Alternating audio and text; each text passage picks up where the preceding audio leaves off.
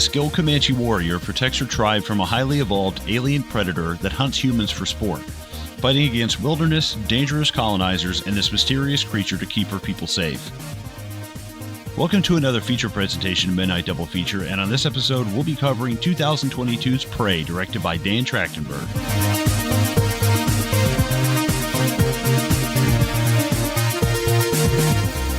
Ladies and gentlemen, welcome back to another episode of Midnight Double Feature. Here we are covering Prey, directed by Dan Trachtenberg. I'm with me, mate. Oh, Jesus. Colin, how you doing? I'm doing good, buddy. How you doing? I'm good. I'm doing good. I'm doing swell. We are, there's something a little different for us. We're covering a movie that's just been released in the last 3 weeks. Yeah, definitely the soonest release to cover for sure. Yeah, I mean, I'm the guilty co-host for choosing the more recent movies. But this is, I think, you and I talked about this, and we were like, we should cover something like now, like literally now, and let's get it out there. Yeah, and Prey was a good candidate because it got released on Hulu, which is a streaming service in America. It got released in Disney Plus here in Australia, which Hulu is owned by Disney. So it's whatever. We can talk about one of their Infinity Stones. Yes, one of their many Infinity Stones. It's not even just like 5 or 6. It's the time stone because this is all green and shit. Oh, Jesus. But yeah, look, guys, thank you so much for joining us. We're going to be covering Prey 2022. We're going to be spoiling it. We're going to be diving into it. This episode is rated E for explicit. We'll be swearing. We'll be making references. I don't know.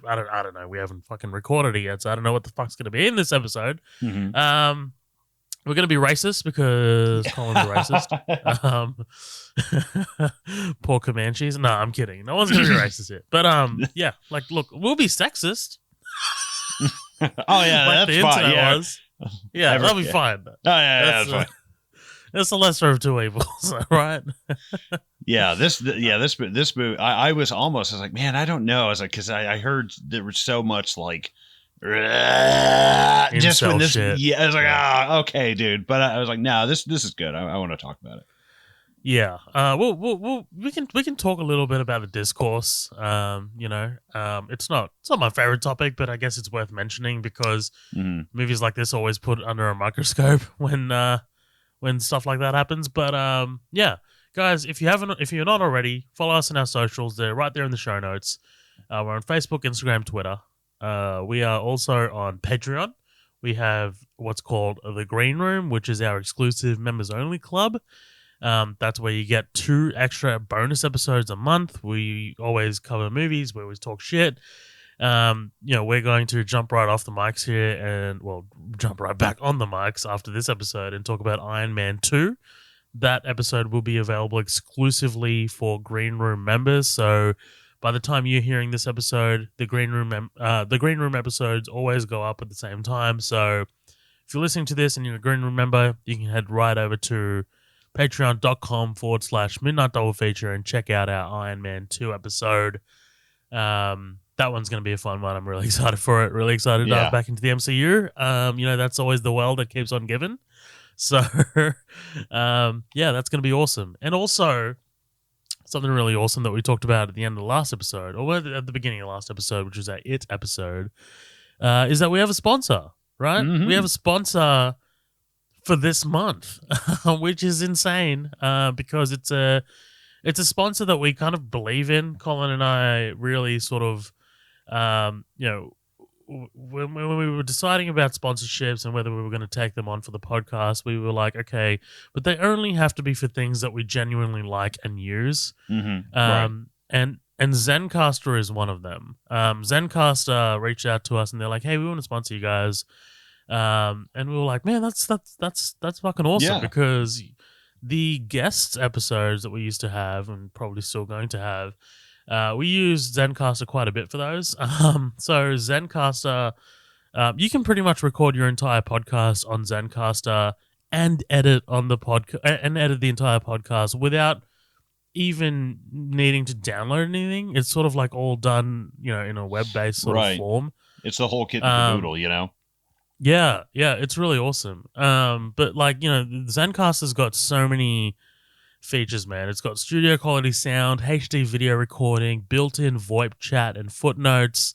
The soundboard for live editing, as I mentioned. They've got a cloud-based soundboard that allows you to sort of insert any audio clips kind of live as you record.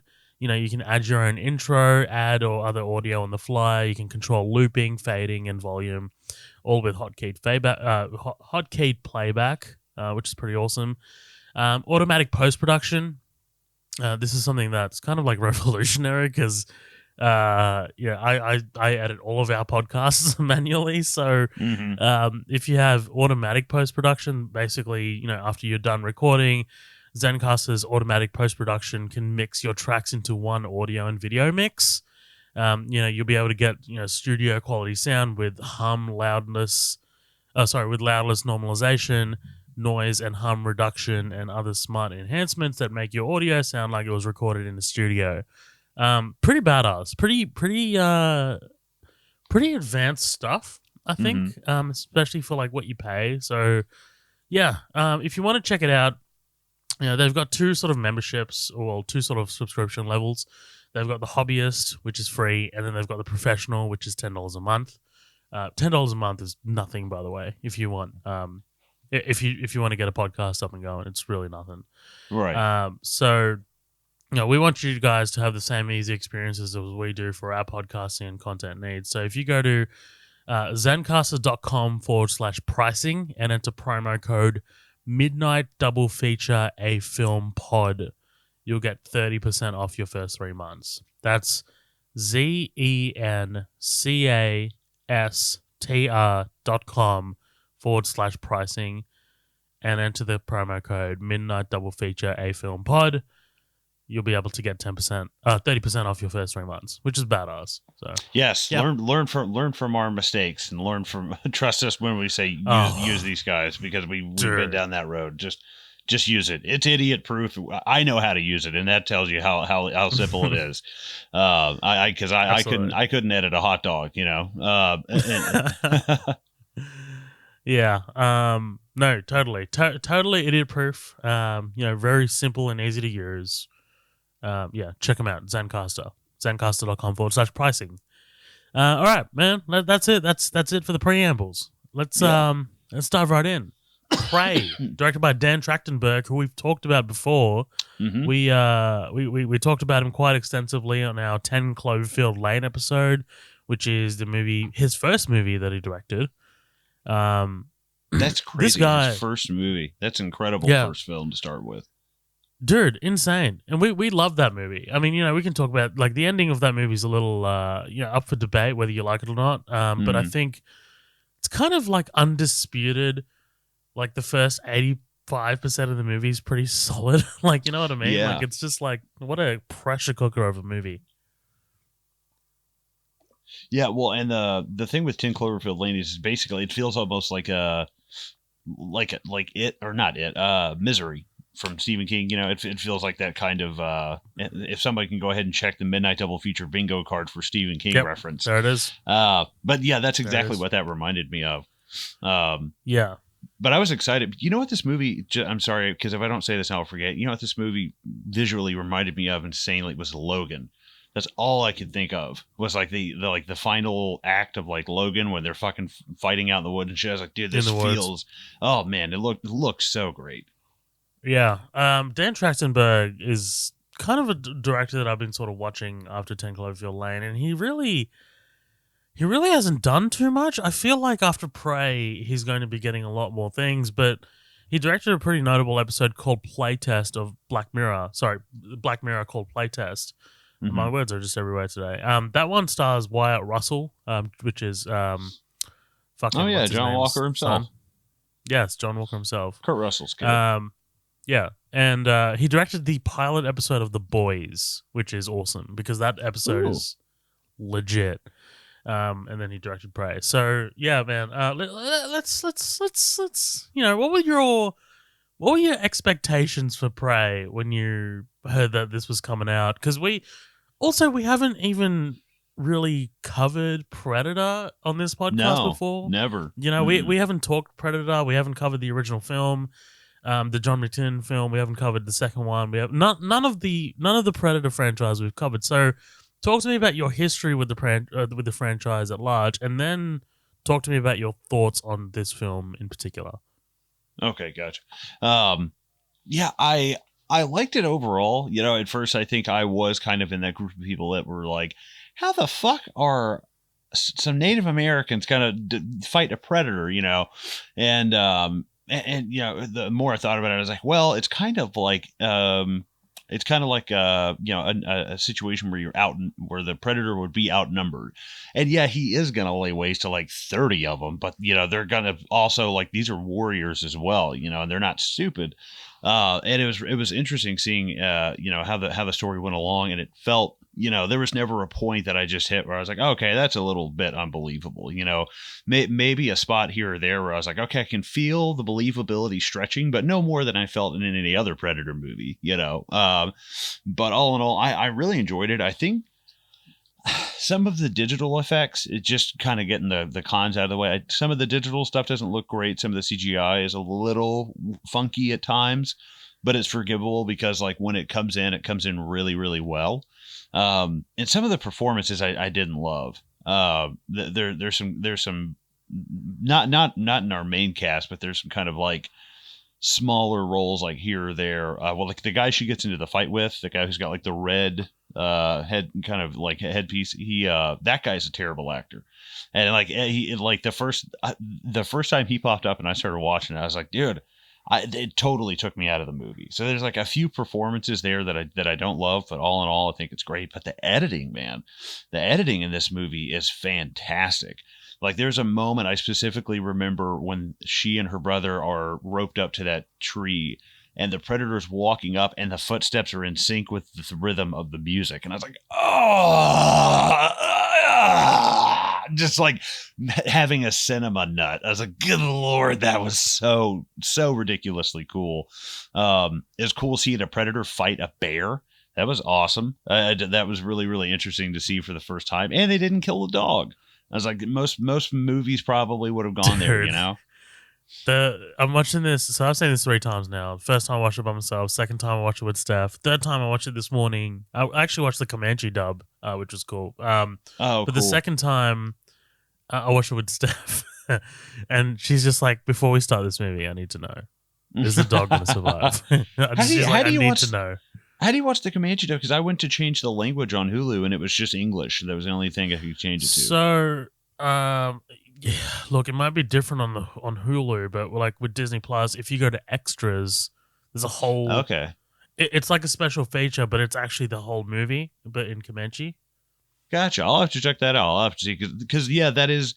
Let's be honest, it's a little distracting hearing a lot of hearing Native Americans running around speaking like straight up English. Like the French people are speaking French. But they solve for that, I think. You know, like the first line is Naru talking in Comanche, and then she says and then she moves over to English, and she says the same exact thing in English. Like, you know what I mean? Like, you know, when we get that kind of like black, just nothing, like before we even get the first shot, it's just her voiceover. And she says, I can't remember the first line of the movie now. But she says it in Comanche, and then she says it in English, and like we kind of it's kind of assumed that like the whole movie that they are talking in Comanche to each other, but we're hearing it in English, if that makes sense. Because like right, if you have this movie in Comanche the whole way through, you don't get the budget that they get. You know what I mean? Like the studio does not give you that kind of budget.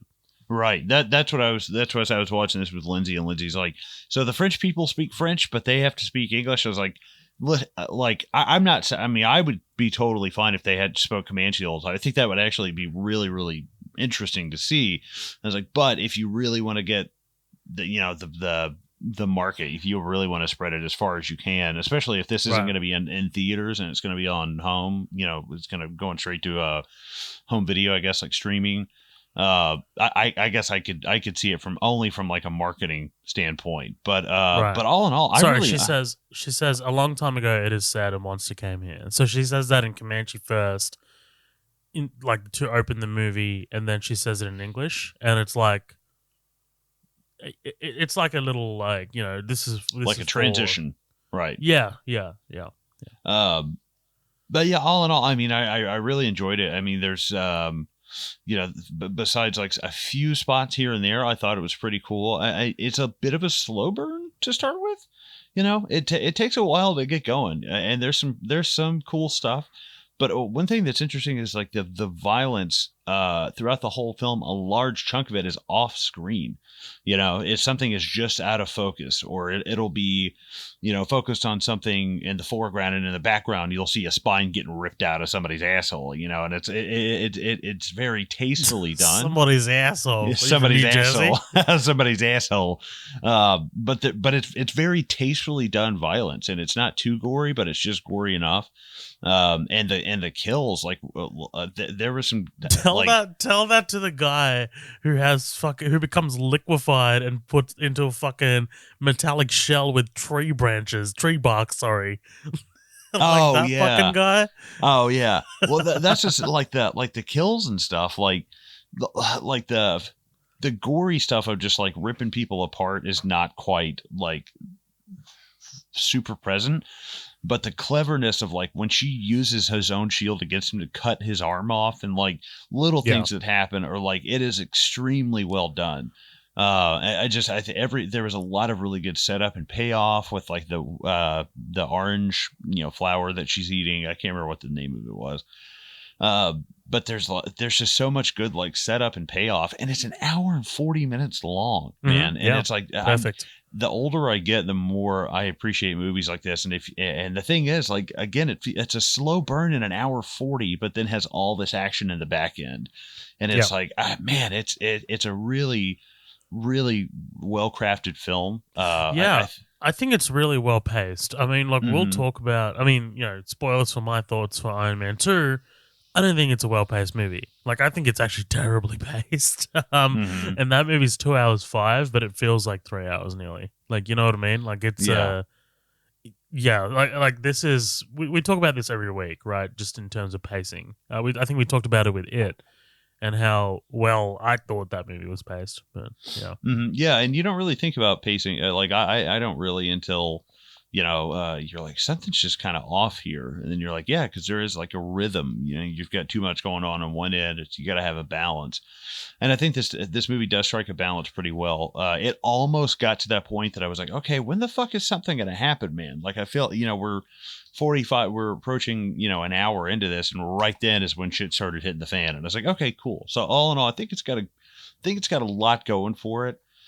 I think that, obviously there's a lot of like, people that don't like this movie, and that's fine if you just don't like it as a film. But the whole like woke thing, I didn't really take that. I think it's a story kind of a tale as old as time. Somebody who's being told to do something to fall in line with the tradition they don't want to fall in line with. I can relate to that. You can relate to that just as much as I can.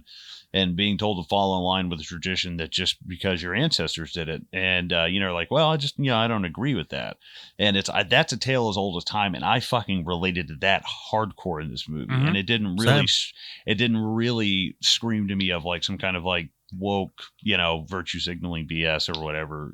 It didn't really bother me at all. And usually I do kind of have a problem with stuff like that. If it's like, I think this is trying to be a little preachy or something, but I didn't feel that way about this. Being preachy for preachers. This is a movie, and that's exactly what it is, and it's a good one.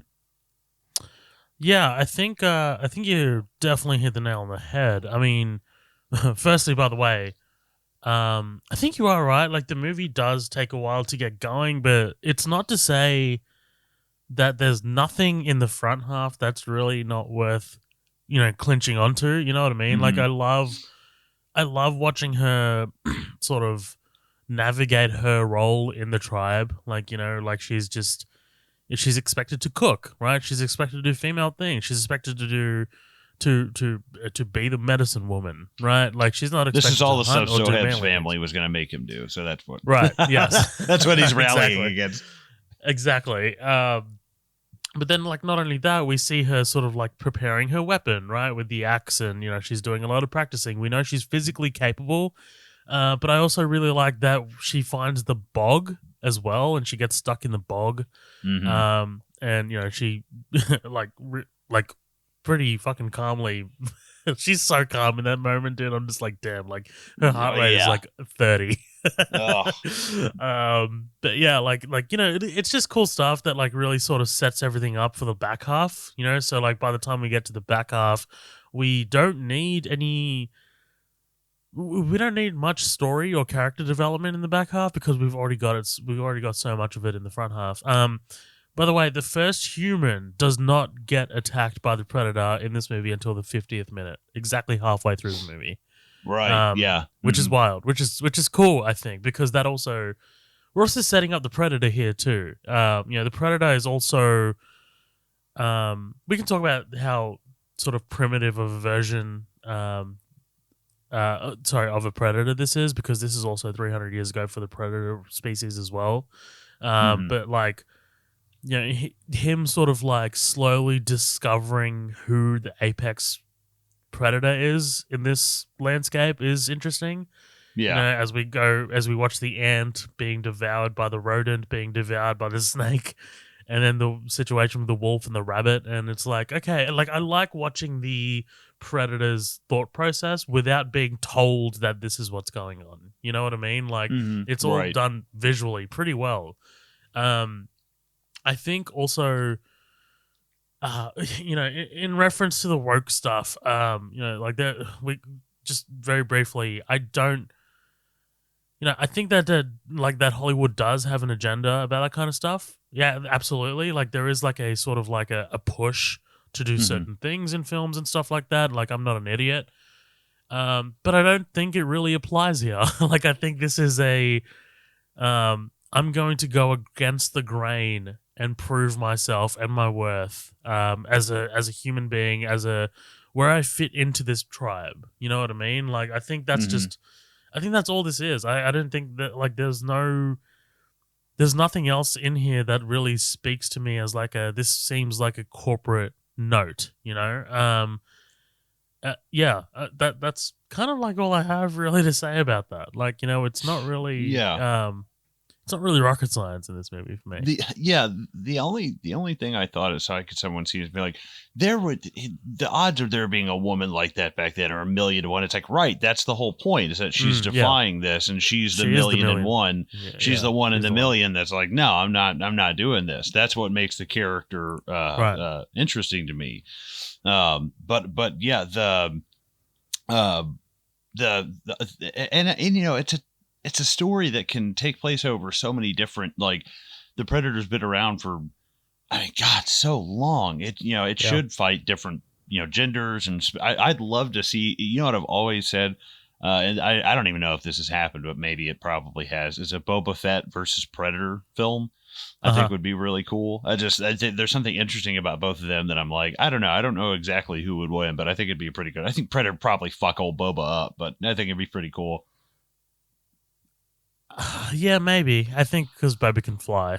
That has right. Lot, that's he's got a lot. Yeah, but he's like 5'8". Right.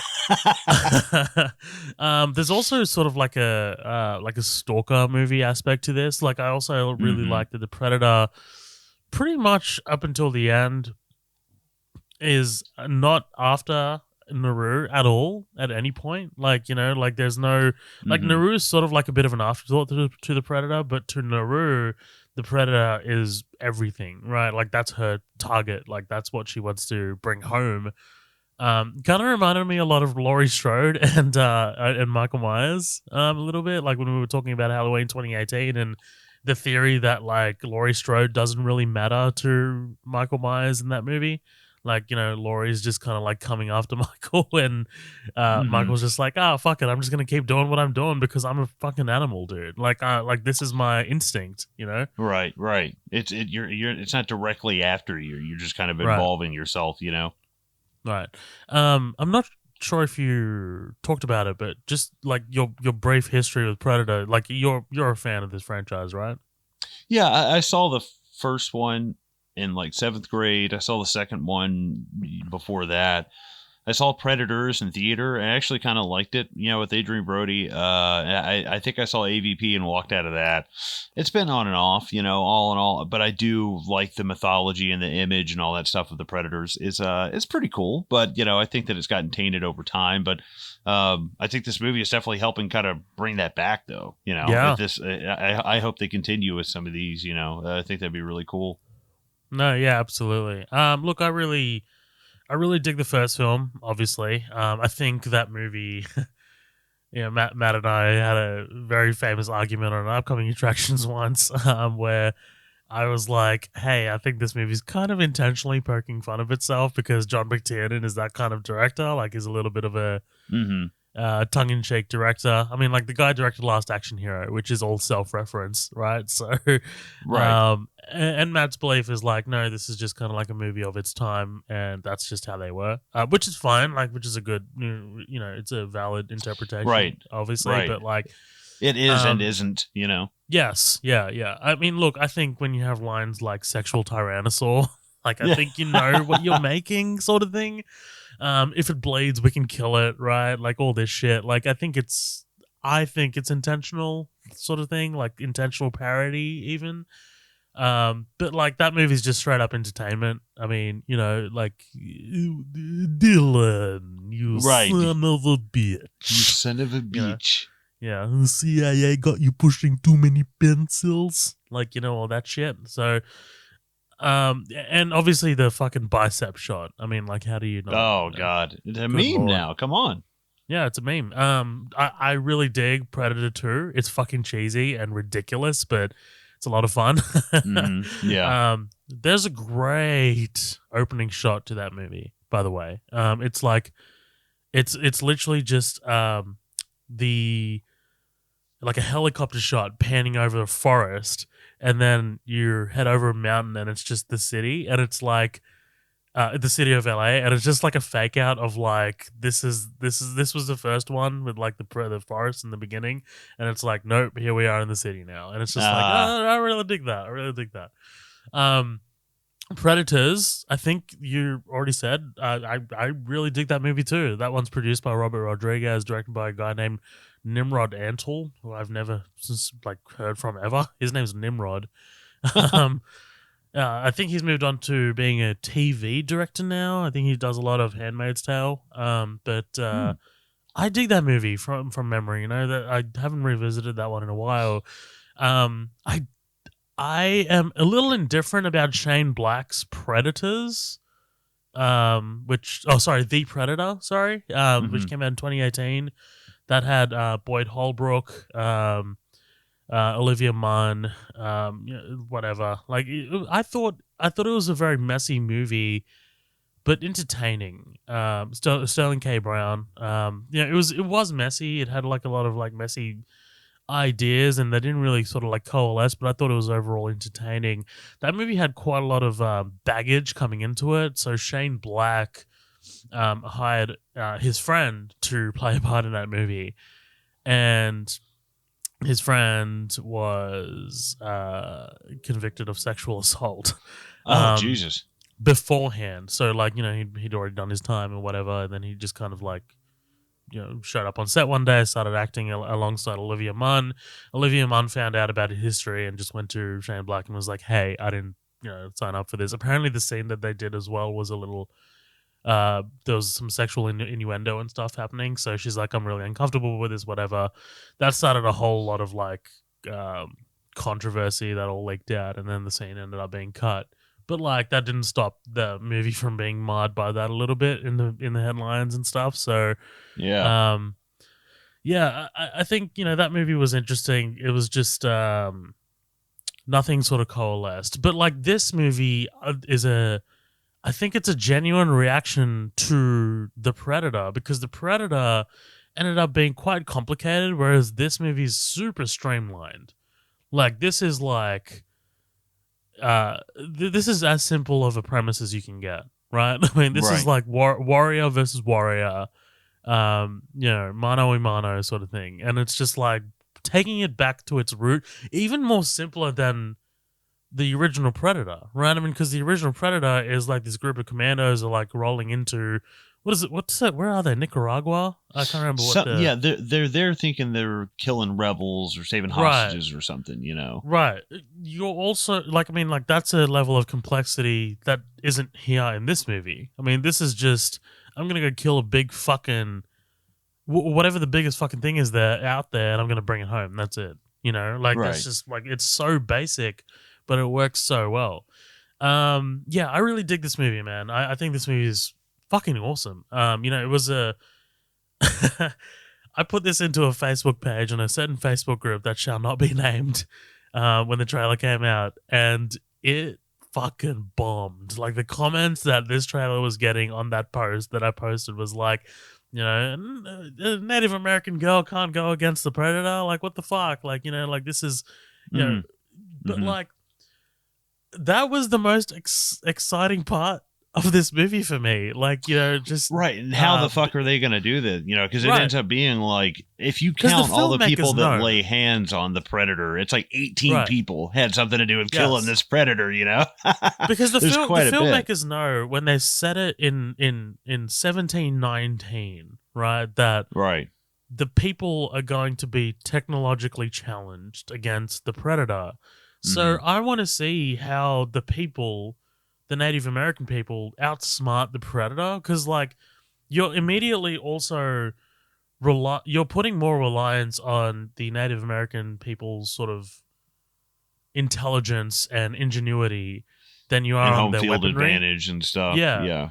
Than you are in their weaponry. I mean, like that's what the original did, right? I mean, so they had fucking miniguns and M16s and stuff, but then they quickly found out that those weapons did absolutely jack shit against the Predator. And what does Arnold do at the end, right? He throws away his weapons, he fucking muds up and takes it on man. So, I really, really dig that element of this movie. You take away the weapons and you just put like just a warrior against warrior, which I really dig. So, yeah, man. Let's talk about this movie. Sorry, we've done a lot of preamble. There's a lot, for such a small movie, budget wise, and I don't even think it was on like people's sort of like most anticipated list and stuff. It just kind of got released, and there wasn't even too much marketing for such a small movie. It got quite a bit of conversation. Like whether it's about the wokeness or about the when I say wokeness, I mean like perceived wokeness, right? Like there's a minority on Twitter, whatever. I'm not saying that it's woke, but also the time setting and all that. But also, fuck, I wish this was released in the cinema. Like fuck, I really wish I could go see this in the cinema, but I can't. I think it just kind of like fell prey to. Jesus Christ. Yeah, I think it just fell victim to. You just gave me Hodgkin's lymphoma. Thanks. Late stage or. Good Lord. I wish it was the early stage. Good Lord. Yeah, I think it just kind of fell victim to the Disney Fox merger issues, and there was kind of like contracts and stuff in place for it to go straight to streaming. So yeah. All right, man. Let's talk about this movie. Fuck. Let's do it. That was a lot of preamble. All right, let's do this. A long time ago, it is said a monster came here. So already we know that this isn't the first Predator, right? I mean, like the Predator, when she says, what is it, the Firebird? She has a vision, or she sees some Firebird, something like that. Right. Well, she sees the alien. She says she sees a Predator ship, sort of camouflage, right? So, like, she hears the lightning and stuff, and like, there seems to be sort of a legend of the Predator, and I guess the myth of a Predator, and it's out there, Well, and I like the fact that them just dropping off the Predator. Like, you see the ship come in, you see the ship leave. You see the Predator. And it's like where I feel like a lesser movie would try to make a moment out of that and be like, you see like the as the ship comes down and it's like, oh, it's so cool. And it's like, no, we don't have time for that. We're setting shit up. I think that's pretty rad. Absolutely. I was reading an interview with Dan Trachtenberg actually, and he was talking about how fucking awesome it would have been just to hide the fact that the Predator is not in this movie in the marketing. You just have like audiences watch this movie and, they think it's some sort of like apocalypto style Native American tale. And lo and behold, he's a fucking Predator. Yeah, like, that would have blown my mind. That would have been awesome.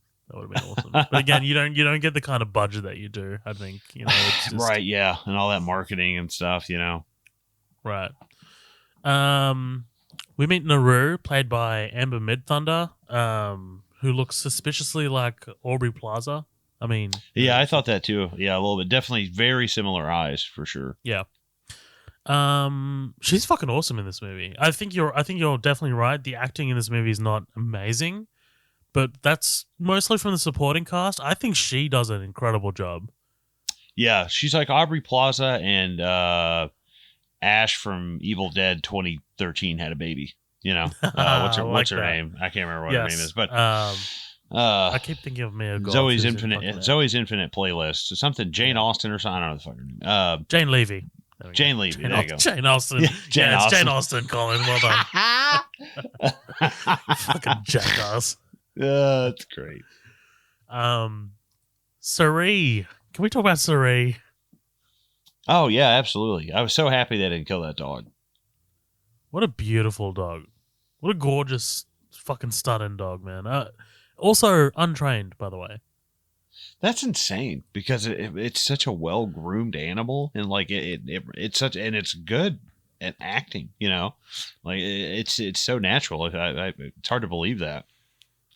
When she's kind of like stalking this deer here, and they're like sort of like hiding behind this log, and she's talking to Cerie in Comanche, and Cerie's just looking at her like that, like and looking back at the deer, and I'm just like, how is this dog not trained? That's what I'm saying. I'm like, holy hell. Yeah, it was awesome. But apparently, the dog caused quite a bit of ruckus on set. Like, yeah, there was a lot of like wrangling and shit involved. I don't know. What is the budget for this movie?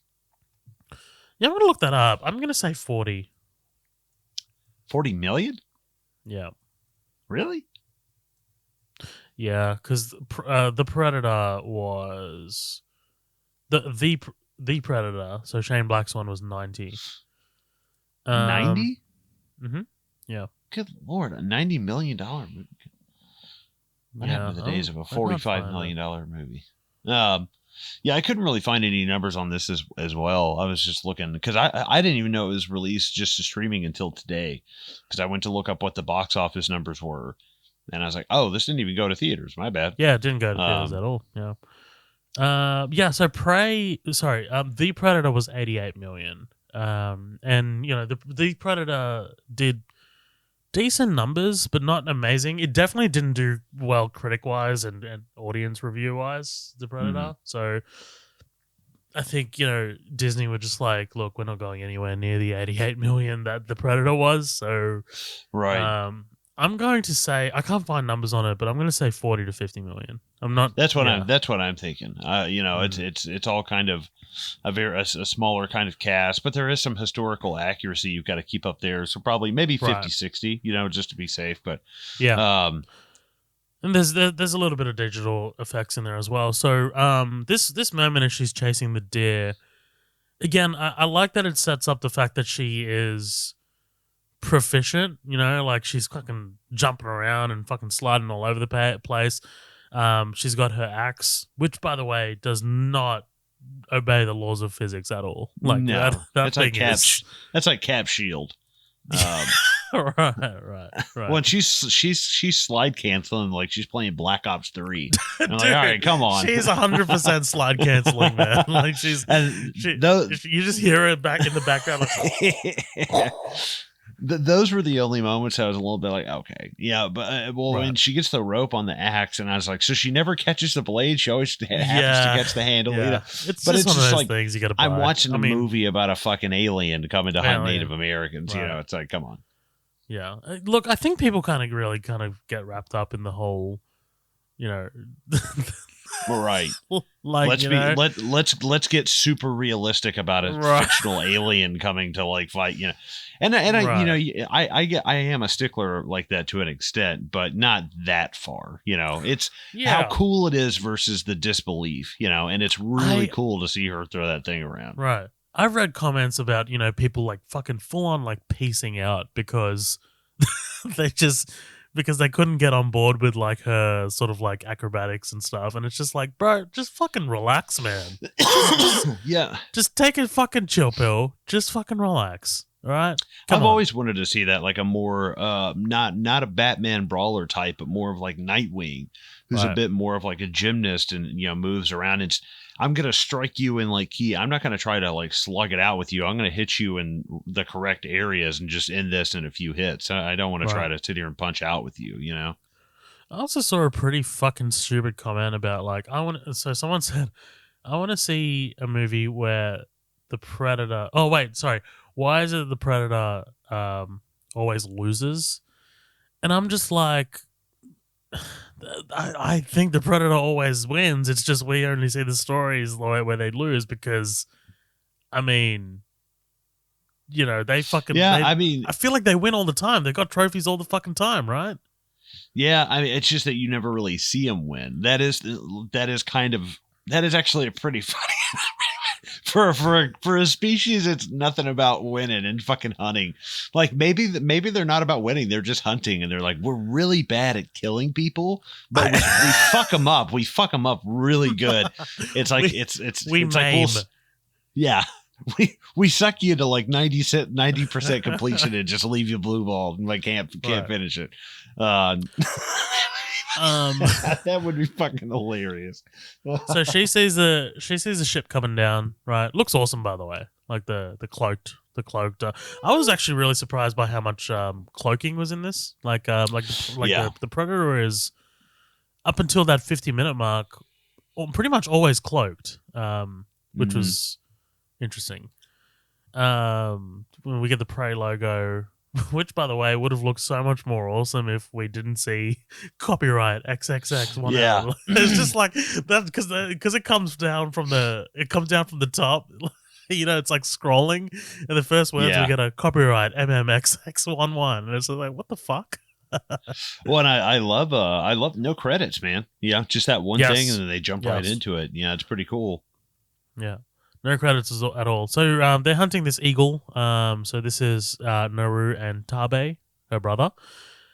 He's talking about her. He's talking about his Katamiya, which is, I guess, the trial, right? He says, I remember when my father told me I was ready for the Katamiya. And she, you know, the big hunt, essentially. You know, she was little. Your mother took you to get medicine. She's lining up this eagle for the shot, and she like pretends to go be asleep, and Tabe just takes his chance. You know, it's I like it, man. Like what little character development we get, I do enjoy these moments. So you know, there's definitely some kind of like archetypes there, but you know, it's a 90-minute long movie for a reason, you know. Right. It's a Predator movie. You don't want a whole background on every character, you know. Right. Absolutely. 1719, The Great Plains. How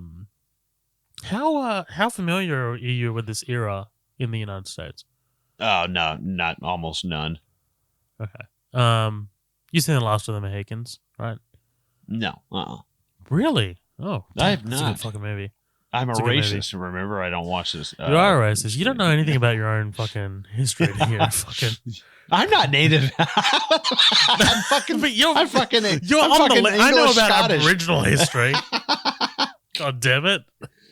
No, I know a little bit, but when you they just come over there and colonize and eat your fucking McDonald's, you little motherfucker. You sit there and you have your little podcast and you play your little Star Wars games. You lock them up on their little reservations and you don't do anything else. You go to their and casinos. You sit there with your diverticulosis and you shut the fuck up. But no, they start talking about lions at one point, and I was like, wait a minute. I was like, there's no lions in North America. There were 100,000 years ago. I was like, but not in 1719. And I was like, where the fuck was there a lion? And I was like, well, this is Great Plains. Maybe they're going like closer up to Canada. I don't know. You know, that kind of threw me off. So I didn't really know exactly where they were. Let's vamp a little. I'm going to look this up. Great Plains. Yeah, because they're tracking that big ass lion. And I was like, well, the Great Plains, I mean, I don't think they're talking about Oklahoma or anything, but. Okay, so the definition of Great Plains is debated. So, great, really helpful. Typically refers to the territory from Montana to Minnesota and down to New Mexico and Texas. Oh, okay. So that's like vertical, but from the top to the bottom, right? So it's like that's like part of a Red Dead map, you know. Give it a couple of 100 years, and you're in Blackwater, you know. Right. Yeah. But if you go to Blackwater, you're like wanted. Yeah. I mean, I guess it's not a lion. Maybe it's like a mountain lion, a big ass mountain lion. You know, like we have those in Tennessee. You know, we see those sometimes. Mm-hmm. So I don't know. Like I could see a mountain lion, but I was like, where the fuck are they? So people say that Australia is dangerous, but we don't have fucking mountain lions. So oh yeah, we got all types of shit. Bears, we got a lot of bears. Yeah, but you guys have big things that can kill you. We have like tiny spiders that will like fuck you up. Like, you know. See, but I would rather see the moose outside. You know, well, not that we have moose, but like, I'd rather see that than have a spider waiting in your shoe. You know, I'd much rather that too, because at least I can go and get my baseball bat and whatever. Yeah, there's some guy fighting off like a 25-foot falcon right now. That's like, I beg to differ, and is like running through a field trying to get away from this thing. I'm looking at my window and I can see someone going toe to toe, fucking. With a giant kangaroo right now. Yeah, and they're both wearing gloves. It's like collecting full-size adults and putting them in its pouch and scooting off.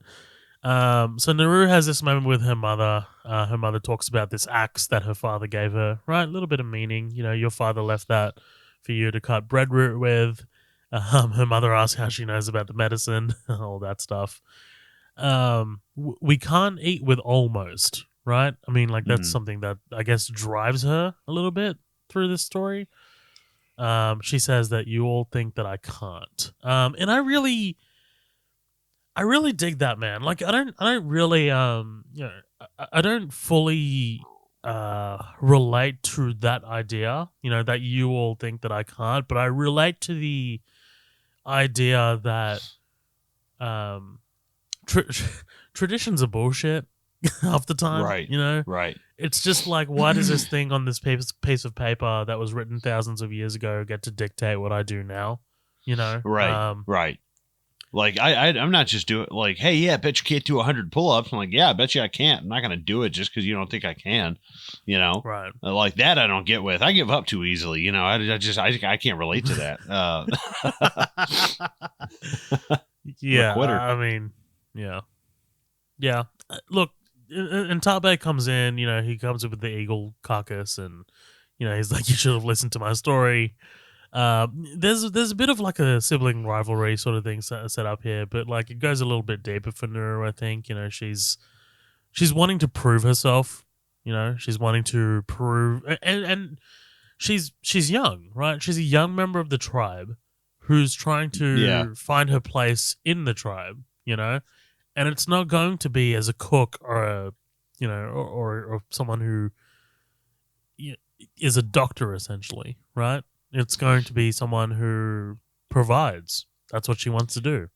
Well, yeah, and her father, I guess, is the chief, and then I guess her brother becomes the chief? The war chief, yeah. Right, so it's kind of like in her blood, like already.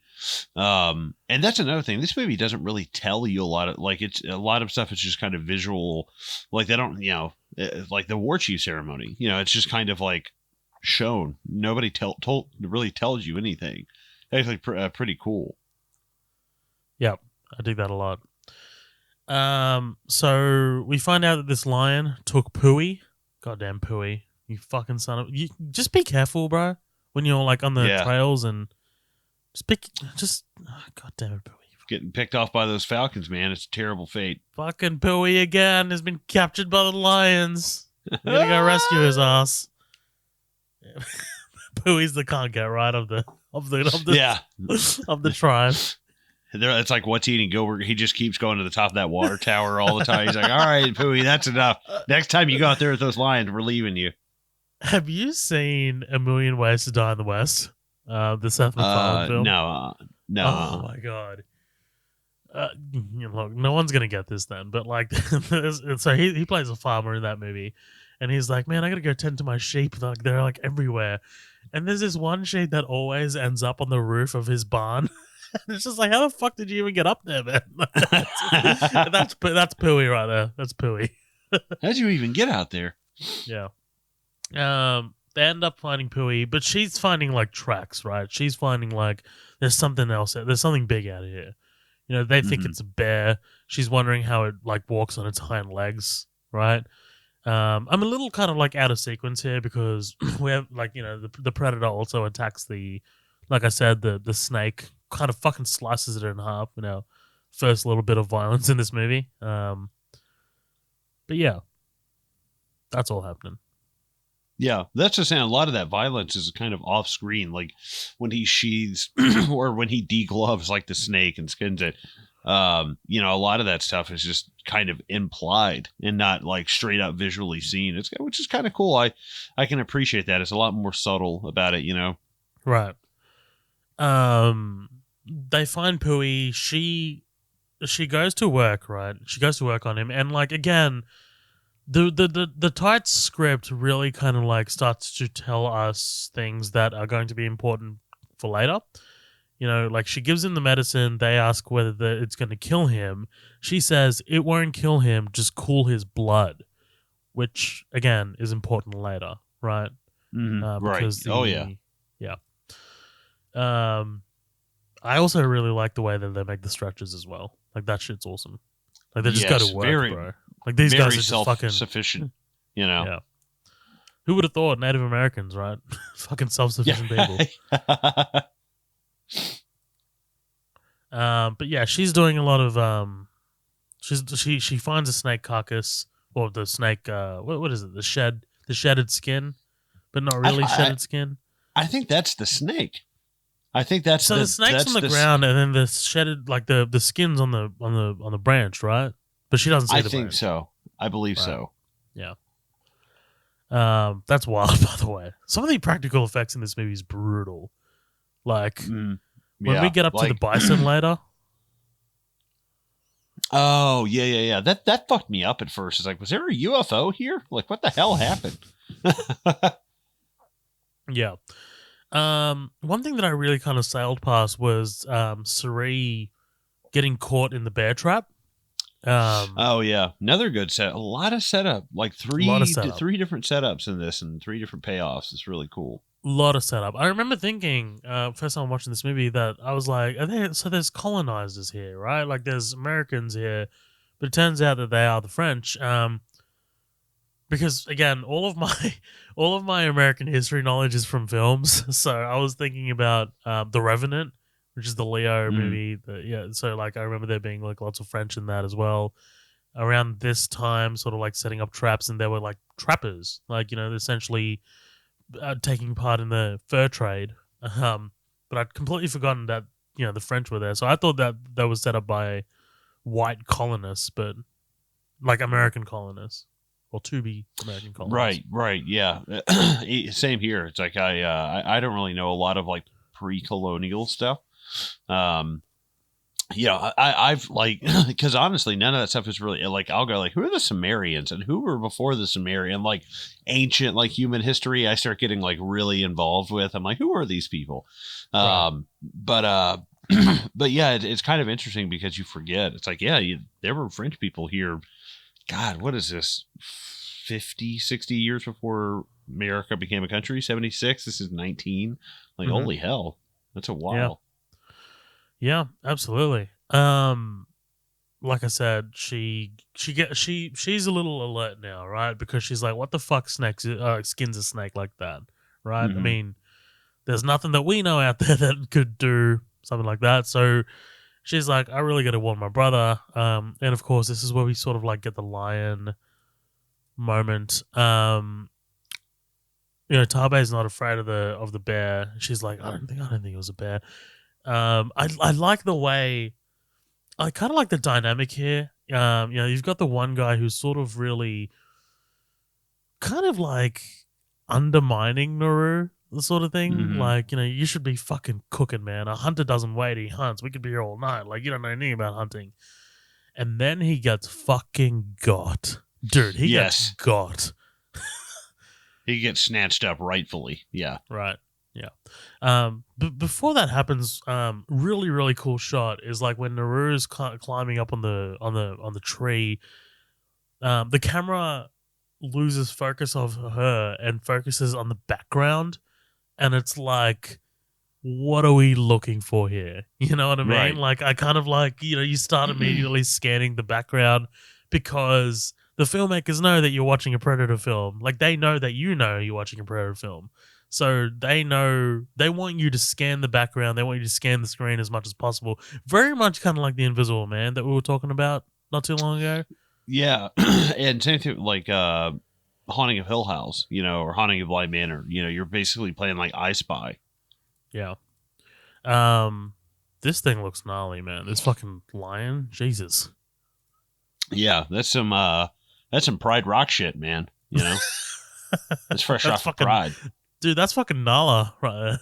Yeah, right. Yeah, that'd be an insane crossover. The Native American fighting a Predator, and then Simba and Pride Rock and Timon and Pumbaa and everybody like rock up, and the Predator just starts annihilating all. Rafiki comes in with his stick, right? Yeah, he just gets tri-beamed. He gets tri-beamed right in the fucking. I'm gonna be a mighty king, pew, pew, pew, pew, and just starts fucking like dropping him. Oh man, I want Jeremy Irons to voice a Predator. If the Predator talks, get it to be Jeremy Irons, please. Yeah, how dignified for such a dreadlocked monster. Yeah, she passes out, right? By the way, Tabe must have gotten there quick. Like, oh yeah, she gets knocked out. She hits her head on the rock, and then because the lion is right on top of her, basically. So Tabe, he must have just been out of like the shot, just out of the shot, to have like saved her, because she wakes up in this tent and she's like, "Where the fuck's the lion?" Like. Tabe was just waiting in the background for her to get like hit, and he's like, "Okay, now I can jump in. Now the lion's he used her for bait. There you go. Tabe comes in like a fucking hero, right? He's got the blood on his face and shit, and he gets deigned war chief, and she's kind of shocked, right? She's like, that was supposed to be my Katamia, right? And you see that one of his friends, I don't know who it is, but he might be that same guy I'm talking about. You see him, he's got his hands behind his back, and everybody starts celebrating, and he actually turns around and just walks back into the crowd like he's mad. And I was like, okay, who's this guy? How's this going to come into play? And it never comes back up again. And I was like, maybe I'm just reading too much into the scene, but it just looked like somebody who was not happy about the fact that he was just war chief. I don't know. Yes. So that guy, he comes into it a bit later. He's the one who essentially, like, just before the Predator sort of like goes ham on. Is he the one that fights Naru? Yes. Yeah. He's the one who knocks her out later. Well, doesn't knock her out, but he's like, yeah, we have to take you back. Like, she's like, okay. I'm not going back. I wasn't sure if they were the same person. I don't feel comfortable saying that. You can. I'll be labeled a racist. But I was like, you'll be labeled an incel. Yes. I felt like Michael Scott in that Office episode when he's like, when they have the Office Christmas party, and he invites the women from the hibachi restaurant, from the Benihana. He invites them from the Benihana. Dude, it's like I marked one of them. 2 high school children from the Benihana, and he fucking marks one because they're both Asian and he can't tell the difference. I did. Their high school. I didn't. I don't. I did not remember that. She goes, "Yeah, I have to go back. I have school tomorrow." It might have Oh been my college, god. but she's like, "Nah, I've Oh, got okay. I was like, school." oh, I don't remember that. Ugh. Yeah. Um. So Naru wakes up in the morning, right? And she makes a conscious decision to not go with the tribe. She turns back around. I love the overhead shot of her just walking into the like in the opposite direction towards the forest. Everyone else Oh is headed shit, away. dude. I'm sorry. I forgot to say this. Yeah, There is a please. shot about 10 minutes ago, and it's just that they're going up the hill, and it's in the middle of the night, and there's that one guy with the torch at the top, and then there's one at the bottom. Oh, I can't even remember what the scene is. It was maybe 10 minutes ago, but it is so good, man. Like visually, I think this is probably visually the most impressive Predator film ever made. Just absolutely. cinematically, maybe not special effects wise. I haven't seen all of them enough, but out of all the ones I've seen, I think this is definitely the most like, takes a lot. It has a lot of really good, like just film composition. It has the shots just, they're breathtaking. It's like No Country for Old Men and Logan. Like it has this very, I don't know, man. It's just, I love it. It's a great palette. Yeah, no, I think you're 100% on the money. This guy, Jeff Cutter, shot pretty much everything else that Dan Trachtenberg's done. 10 Cloverfield Lane, The Boys, the comedy Office Christmas Party with Jason Bateman, Olivia Munn. Dude, A Nightmare on Elm Street, the 2010 movie. He shot Oh, that. God. You know what? Say what you want. That's not that terrible looking of a movie. Like, I'm just thinking about the diner shot at the opening and shit. Looking, yeah. Yeah. Also really love the score in this movie. Not over, not it's not overbearing. It's just kind of like it's a lot of violins, a little bit of drums. And then we kind of get this scene with this wolf, which is fucking awesome, dude. As it's chasing this rabbit through this field, and then boom, it fucking slams into the predator. And it's like, what the fuck was that? You know what I mean? It's like, what the fuck did I just hit? Yeah, seeing all the different animals, the food chain it kind of makes me think of the beginning of Men in Black with like the bug like flying around. You see all the different kind of forms of life and stuff. Yep. But let me ask you this: what do you think visually of the Predator in this movie versus different iterations? Yeah. This is something that I was saving a little bit later for it's like when it's fully revealed, but we can talk about it now. Oh, okay. Cool. We can talk about it now. I think it looks cool, man. Like I like the idea, and I read an interview with Trachtenberg, and he's like, we like the idea of the Predator having like wearing its prize, like the skull.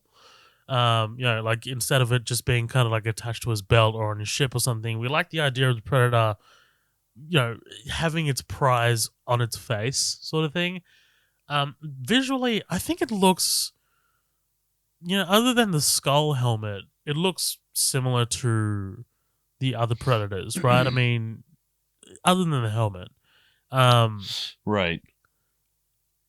But I also read that this is supposed to be a different tribe of, I think they're called Yautja or Yotja. I don't know how to pronounce it. It's Yautja. That's the predator species name. Yeah, I saw something. I don't know if it was Dan Trachtenberg or somebody in the production that was like, this is kind of like a feral predator. Yeah. Like they're a feral kind of group. And I was like, okay, that's interesting. Like it like when the helmet comes off, which is only for a minute, you only see the predator's face for the actual face for a very small amount of time. And his helmet gets knocked off and he puts the helmet back on. The cool thing is like his eyes are not quite, it doesn't look exactly like the original one. It's a little bit different. Like the shape of the head is just like a tad different. And I thought that was kind of cool. It's again, it's the same thing, just a slight variation on it. Yeah. I think it looks cool, man. Like I like that. I like that it's cloaked for most of the movie, and then once it's revealed, it's revealed. The cat's out of the bag. I like that the tri-beam targeting is like built into the helmet, like it's kind of like sort of like etched in there, which is badass. But I like that you're not really supposed to know where to look on its face, sort of thing. You know, like there's that whole thing about like if it has no eyes, it feels more otherworldly. I think that was something to do with the alien design, the alien concept. When H.R. Geiger was kind of like coming up with it and stuff, he's like, if it had no eyes, it's, you know, you're able to relate to it less, right? So right, the eyes are the window to the soul, like kind of thing. Yeah. We get this moment with Naru, just sort of like fashioning her axe into something more of like a ranged weapon, right? So she's able to throw it around and stuff. I do like how she kind of like designs this this rope sort of thing, which is cool. Mm-hmm. She kind of like rips off the stuff from the branch and she fashions it. Again, this is stuff that doesn't really. I mean, you know, it's more video game shit, but whatever. You know, it is what it is. Yeah, we'll take it. The only nitpick I would have is like, let's see her getting like dinged up a little bit, throwing this thing around, and then you kind of like start. Let's see you falling off the bike a couple of times, and then maybe that'll kind of bring it home. But I don't know. That makes sense. Yeah, that makes sense. But yeah, she manages to rope up some rabbits, right? Dude, these shots of like her and Sari. It's Sari? Yeah, Sari. Mm-hmm. Yeah. Something like that, yeah. When they're just like sitting by that mountainside and they got the fire going and she's feeding Sari and she's like, next time you're cooking, dude, like just I want to be up here and just doing photography or like flying drone. Like, you know what I mean? I want to fucking film this shit. Yeah, I wanted her to just throw her arms up and be like, Drago! like it's such a great high altitude like shot. Like, man, this is awesome. It's crazy to think all this will be like a Sam Goody someday, or like a Walmart. Yeah, it sucks, but yeah, what are you gonna do? It is what it is. Filmed in Canada, by the way. I thought for sure that this was filmed in New Zealand, but filmed in Canada. Interesting. That makes sense. Yeah. Dude, the Predator does this. I'd never seen this before in a Predator film. It's sort of like removing the flesh from the skull of the wolf and putting it on its belt. Yeah. I thought that. Yeah, I saw. I wanted. I saw the Predator. Yeah, like melting all the flesh off with this like. I don't know, like carbon monoxide. I don't know. And I was just picturing him being like, yeah, this would be a good one for the kids, and just like, cause it's a smaller one, it won't quite fit his head. He's like, little will love this. And he like puts it on his belt. Yeah. He's got his whole family up on the ship, right? Just like, dude, like they're like looking down the windows, like through the windows of the ship, like a gallery or some shit. Like dad's just down here doing work, and they're just sitting there and like eating popcorn and shit, just having a great old time. They're like running around playing tag and stuff, jumping off of a bed, starting fires, starting fires.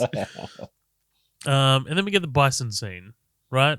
Again, just there's a lot of mislead. Right, because these are obviously skinned, and I'm not sure if there's any like commentary on like what Trachtenberg's trying to say here about like the trappers skinning bison versus the Predator skinning humans and everything else they find. I don't know what kind of commentary there is there, but I mean, I think a big thing is there's the wasted meat and stuff. They're literally just taking their furs, and it's like, if you're gonna take it, you gotta use that whole thing, which I definitely agree with. If the thing's going to die, it shouldn't just sit there and like waste.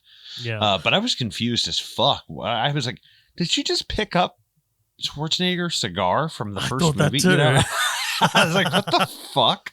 And I was like, oh, it's like a shell casing or something. I don't know what the hell that was.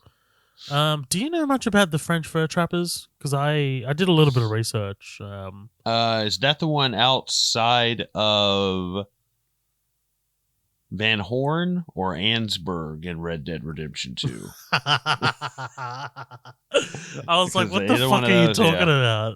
I was like, what the...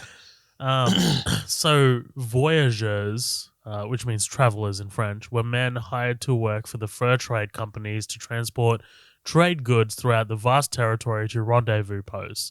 At the rendezvous posts, these goods were exchanged for furs, which were then sent to larger cities for shipment to the East Coast. Many traders and voyagers married Native American women and were integrated into their native kinship networks, frequently trading exclusively within their particular community. The French and native people lived together in an often egalitarian fashion, ate the same foods, dressed similarly, and suffered the same hardships. As a result of generations of intermarriage, cultural differences began to blur as, quote, mixed children entered the fur trade. The French and native trading system created a unique fur trading culture consisting of large communities with people of diverse heritage. I just found that really interesting, dude. Like that, a lot of these fur trappers, these French guys, would like integrate with Native American societies. It wasn't always hostile. Yeah, that is interesting. I mean, I'm sure after long enough, enough time goes by, none of them are going back home to France. That is kind of interesting. Well, I was like, I mean, because apparently there was sort of like an alliance. So in the early 1600s, French explorers made alliances with the Algonquins. Apologies if I'm mispronouncing this, but Montagnais, and Hurons. Hurons are from, I believe, Last of the Mohicans. To gain access to rich fur territories, indigenous peoples pursued these alliances with the French as a means of securing a wide range of European manufactured goods, but cloth, firearms, and metal weapons were among the most sought after. So it was a give and take for both sides, which is really interesting. I did not know that. Neither did I. Really interesting. Thanks, Prey. Thanks, Predator movie, for teaching me shit. Yeah. But yeah, the practical effects on these bisons look fucking awesome, dude. Like the eye on that. Yeah, it's really unsettling for sure. Yeah. She says a little prayer in Comanche, which is nice. She lays a little flower there as well. And she comes across the bog that she kind of like has to get herself out of. What do you think about this scene? I thought it was pretty cool. It's not obligatory, but it's like she's not gonna die, and it feels kind of pointless sometimes to even put a scene like that in there. But it definitely kind of shows a little bit more of her character in terms of thinking on her feet, kind of, which I did appreciate. But I think it touches on a lot of people's fear of like being buried alive and drowning and stuff. It's not just the predator, and it's not just the fur trappers, and it's not just the animals. It's also the environment itself, Yes. I was just about to say that. I like that the environment is also a factor that she needs to take into account here. It's not just predator versus Native American warrior. It's predator versus environment versus Native American warrior, which is pretty cool, I think. And I'm not trying to jump us like any farther ahead, but I don't know if this is correct. But so she ends up falling in the bog, and then when she gets out, she's kind of cleaning everything off, and she's washing like her hatchet and her bow in the river. And I think she actually says to her brother, "Don't get your crossbow wet," basically. And it's like, well, her drawstring got soaked being in mud, and the second she goes to snap it pops. And I was like, it's cool. I didn't think about maybe I'm looking a little bit too hard into it, but I was like, it's kind of cool. I think you're 100% on point, because she definitely says, "Don't get your drawstring wet," right? So like, it's already set up, and then like once she goes to pull that bow on the bear, it snaps, and she has to really quickly think on her feet and improvise. And again, just very little small character details of like how quickly she's able to think on her feet, sort of thing, and how quickly she's able to recover from mistakes and stuff like that. Just little stuff like that comes in really handy for when she's facing the predator. But here we are with this bear encounter. This thing is fucking terrifying. This thing is, the speed at which this thing moves is wild. Yeah, like when she turned and shot that one arrow, I laughed out loud, and I was like, "That's hilarious!" Like that bear was like, "Did anybody feel that strong breeze You know, like that bear fucking didn't feel anything from Did that. someone pinch me? Yeah. Yeah. Did someone fart on me?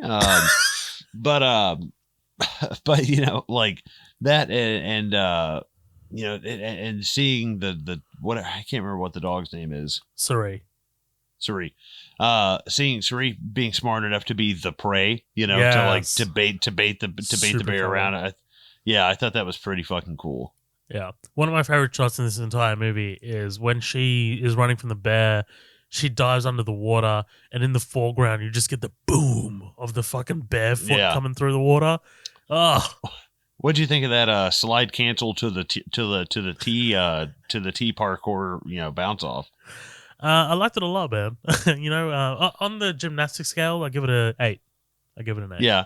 Like I just got great dismount. Great dismount. Yeah. You know how much that would fucking hurt your legs sliding down that shit? It's not even the jumping off the tree. I have a problem. It's like, dude, your legs, you'd be bleeding. You'd die from all the fucking splinters and shit that you get. All the infections you have in your legs. Look like a porcupine fucked your calf. Her landing, as she kind of like uses her leg to mount off like the tree and then lands on the thing on the bank. I was like, your fucking knee is blown out. Yeah, her ACL is like fucking destroyed. Right. She has like no cartilage left. Yeah. But again, like let's talk about this bear moment. This was unfortunately in the trailer, so it was a little bit spoiled. Like a kind of truncated version of this was in the trailers. But yeah, dude, the Predator, fucking. Can you imagine the thickness of a bear's skull and the amount of power that would be required to knock that thing out and not break your fist? Right, yeah. Well, and to even like, because when that thing comes at the Predator the first time, it kind of grabs it and throws it using its own momentum. It's like, and it's like, dude, to throw that thing, you know how much strength? I mean, to power lift it dead over your head. I mean, holy shit. But it's like, I was trying to think of comparatively, like if we were the size of predators, you know, what would that bear be? And it's like, it's probably like a Great Dane, you know, it's to him, it's probably like a giant dog, you know, and a Great Dane would really fuck me or you up. But at the end of the day, we could probably kill it if our life depended on it, you know? And I think maybe this is just like a really beefy Great Dane to him, you know, because it's definitely not like a bear to us. You know, it's interesting. I don't know why, but I've been thinking about this a lot, which is strange. Because I've been going on these hikes, and every time on this hike, like someone's always walking with a dog in the opposite direction, so we always just kind of like walk past. Sometimes they always like walk past with like some pretty gnarly looking dogs, and I always kind of like in my head, I'm like, if this dog starts fucking going at me, am I punching it in the skull?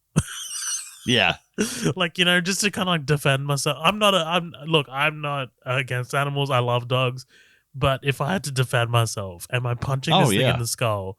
And like, what state would my fist be if I punched in the skull? And then I was watching this movie and I'm like, the Predator just punched a fucking bear in the skull. Like, that thing is, there's no recovery from that.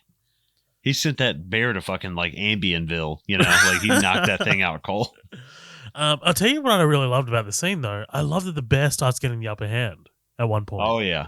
Yeah. That was fucking awesome. Because it is. I mean, yeah, it's like he's a predator, but it's like, dude, this bear outweighs you. I mean, it's probably double or triple the predator weight, you know, because that bear's probably, God knows how much. That bear looks like it weighs like 1,500 pounds. Like, that thing looks fucking ridiculous. Definitely a couple tons, yeah.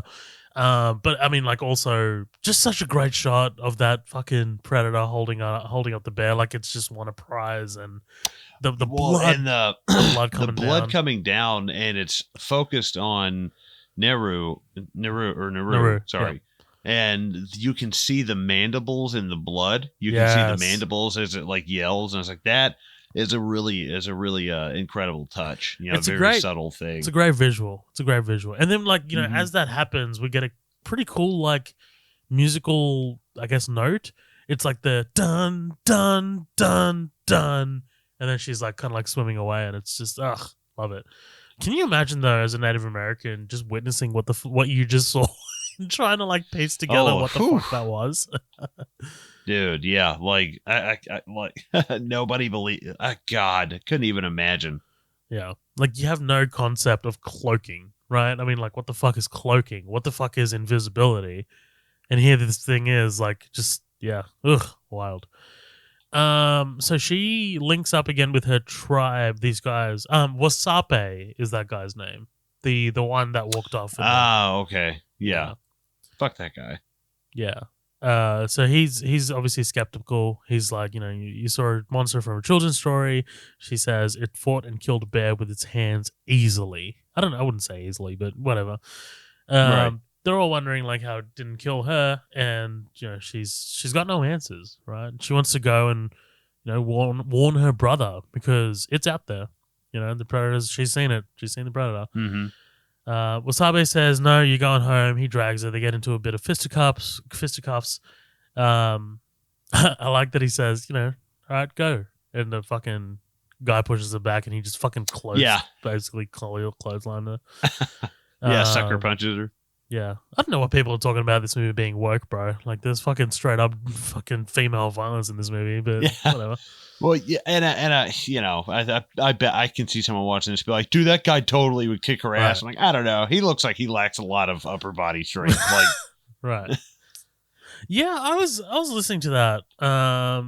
There was a podcast. It might have been an interview, or it might have been a comment, just being like, "Oh, the Native American people aren't as physically built as they should be in this movie." And I'm just like, I don't know if they'll be looking exactly like Hugh Jackman in preparation for Wolverine. Saying they should be more fit than they are in the film, right? I mean, they're not flabby. I mean, if your whole life is hunting and you're going to be ripped. Like, you're going to be in amazing shape. But I mean, I get it. That's a lot to ask of actors who are background characters. Right? A lot of them, really. Yeah. All right, here we go. First human encounter with the predator. You kind of get this like fake out with the possums, and then you get the tri-beam. I've never seen a tri-beam move this way. By the way, I didn't know that you could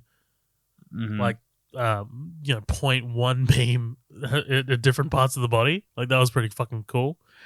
Also, the first time I watched this movie, it was with my dad, and I had to remind my dad. I was like, "Oh, that's a tri-beam. That means there's a plasma blast that's about to happen."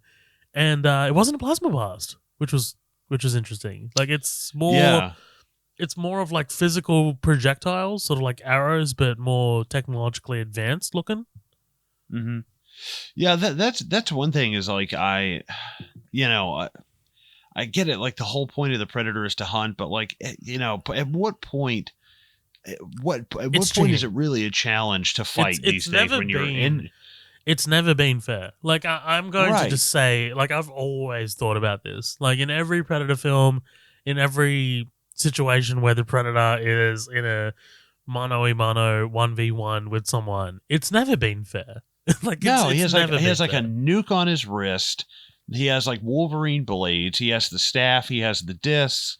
He has, these tri-tipped arrow things, and this one, he's got that shield. It's like, Jesus Christ, man. Like, it wouldn't the challenge be giving all that shit up and just going, like raw dogging it, Like, wouldn't that really be the challenge? Yeah, but right. I could see if you were fighting xenomorphs or something, but dude, you're fighting like, like a colonial species, It might not even be that it's after a challenge. It might just be that it's always like its religion is always trying to prove that it's the apex predator.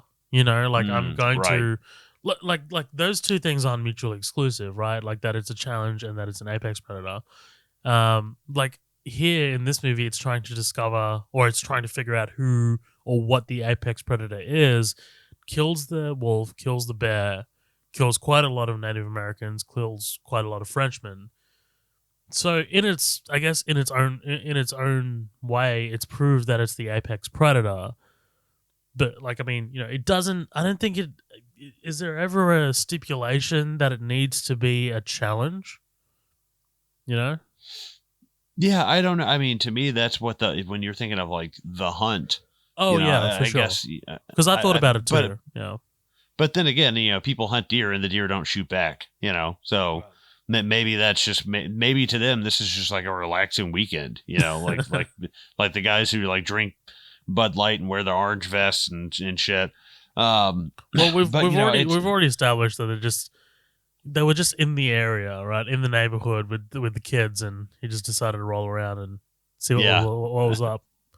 Yeah, it's like they're going on like a truck. It's like a truck stop to them, Right? Right. But it's almost like you know, it's kind of like Mandalorian, you know, where it's like my weapons and my armor. It's like my religion kind of thing. Which again, I still think the Mandalorian fighting the species would be really fucking interesting because there's not only just like, oh, we're just warrior species. It's like our whole society is built around this concept. You know, I think that'd be a really interesting. I'm sure that's had to have happened at some point. The Predator's not getting through Beskar. I don't think they're getting through the Beskar armor. No, I think they, you know, I think they do a pretty good wallop, you know, but again, like you said, they cheat. They just do that like suicide bomb at the end, you know. They're sore the losers. Taliban, the Taliban special. Yeah, they do the sore loser special. Yeah. Which, by the way, I thought was coming in this movie at one point, but it doesn't. It's not exactly in. Yeah, yeah. Mm-hmm. We'll talk about it later, but this is the first full reveal of the Predator. Fucking cool, man. Like I love this. Mm-hmm. They fire an arrow into it, and it kind of like takes off the cloaking mechanism in that one specific part of the body, and it's just like, fuck it. The camera comes around, and I love the music. The bum bum bum bum bum, and then it decloaks, and it just fucking just growls. And it's like, you're fucking dead now, motherfuckers. Yeah. Yeah, the skull looks gnarly. The mandibles look awesome. The dreads are different. Like they look a lot more. They're a lot darker, you know. Yeah, and they look like smoother. Like they're not like like rough looking kind of thing. But yeah, these guys get fucking got, dude. Like when it pulls out that blade, and it just hacks away a fucking limb. That poor guy's limb, fucking his arm. Oof. Yeah. Yeah. Talk to me about this whole sort of encounter. What are your thoughts on it? Well, you know, I like the first kind of drop because, you know, it's kind of answering a question. It's like, yeah, how are they going to fuck up this Predator? And, you know, right away they drop a couple of arrows into it, and it's like, yeah, it's not totally impervious. Like some of them are going to bounce off like armor that it has on, but some of them are like getting through and getting stuck in spots. And the half the battle is just being able to see the damn Predator. So when they first pop those couple of arrows and you finally see it, you're like, yes, I'm glad I see it, but now I'm totally fucking terrified because now I have to see it. And now I see what the fuck is like actually hunting me. But I really like the design. It almost looks like a character in like Destiny 2, you know, like the helmet has a very like Bungie like Halo kind of look to me. But all in all, I really did like the design. It looks like more of like a, you know, a darker kind of, you know, when I think of Predator, I think of like these kind of like beigey kind of colors and like a dark green kind of, you know, this one's like almost like a black, you know, it has like a lot darker kind of color to it. I think that's really cool. Yeah, I think you kind of like really sort of hit the nail on the head when you said feral, because it does feel like more of like a feral animal than it does a, you know, constrained sort of like hunter. But yeah, so Naru makes a run for it into this tall grass, and this is such a cool moment, dude, because she gets, you know, like she runs into a tribesman, and I love like the, you know, they're trying to be quiet, and in the distance, if you listen really closely, you can hear the like the sound of the shot before it whistles past her head. Oh, it's awesome. I didn't even catch that. Yeah. Have a listen because you can hear it like you can hear the projectile being fired initially, and then, you know, it sails over their head. But dude, this is so cool. This is the shit that I loved in The Lost World, the Jurassic Park movie, with the velociraptors and the top-down shot of like the raptors chasing them through the tall grass. Do you remember this? Oh yeah. And well, in this one, seeing the fucking Predator, the speed. Oh yeah. God. That's terrifying. Yeah, the speed, man. Like, I'm just like, there's no surviving this, man. This is insane. But yeah, Naru, man. Oh, dude. By the way, when the predator catches up to the tribesmen behind Naru, and it just explodes into a sea of blood. You know what it reminds me of? It reminds me of the little Kitna kid in Jaws being eaten in the first. Oh yeah, and it's just blood everywhere. His raft just rolls over and he turns into soft serve. Right. Naru steps into a bear trap. Right. This is and the Frenchmen come out. And again, I really dig that the predator notices that Naru herself is captured here, right? Naru is not a apex predator. She's not of she's not of any great importance to the predator at any point, like in this movie. Right? Yeah, she's not causing him any conflict. She's not armed. Right. She's just there. Right. He is more interested in who is maiming Naru here. And I guess he's going to kind of like do some recon or something as he susses out the Frenchman. But yeah, the Frenchmen capture her and they put her in a cage and shit. They threaten Tabe, right? Find out that Tabe has been captured as well by the French. This guy, the translator, Adolini. Raphael Adolini. He's an Italian translator hired by the French. He's the guy with the gun, right? Do you know the connection between Predator 2? Is that the gun that he gives him at the end of Predator 2? Yes, that's the one. Owned by Okay. Adolini. So I guess that doesn't bode well for Naru's tribe if the Predators end up getting the gun. Right, yeah. Like either they made some kind of trade or like now the whole tribe is like it's a skull on a wall somewhere. Right, absolutely. We kind of like get a little bit of exposition here from Adolini about like what this might be. Like, it's looking for the strongest beast. You should be helping us. I think this creature is a hunter. Like stuff that you and I sort of already know, but like if someone's watching this for the first time, it's like, oh, okay, that's what the Predator is all about. And then we kind of like, this is what I like to call, the wild act of this movie. Like this is the beginning of the third act, is when they're in this marsh in this fog. And this entire sort of like last act is all brutality. It's pretty unstoppable. Like it doesn't really stop to take a breath, pretty much at all. Like the opening and like all the character stuff is all done and out of the way, and like here we fucking go. We're about to do this. Right. I told Lindsay, I was like, if you made this a little bit scarier and replaced the Predator with a werewolf, you would have an amazing werewolf film. Like you would have an amazing new werewolf. Like the last werewolf movie I saw was this dumbass movie called Cursed, and it was terrible. It had Lloyd Holbrook in it, which was odd. Or no, maybe it wasn't him. I can't remember. But it's fucking terrible. And the whole time I was thinking, I was like, this should be a werewolf. Yeah, I'm cool with it being a Predator, but I was like, this should be a werewolf.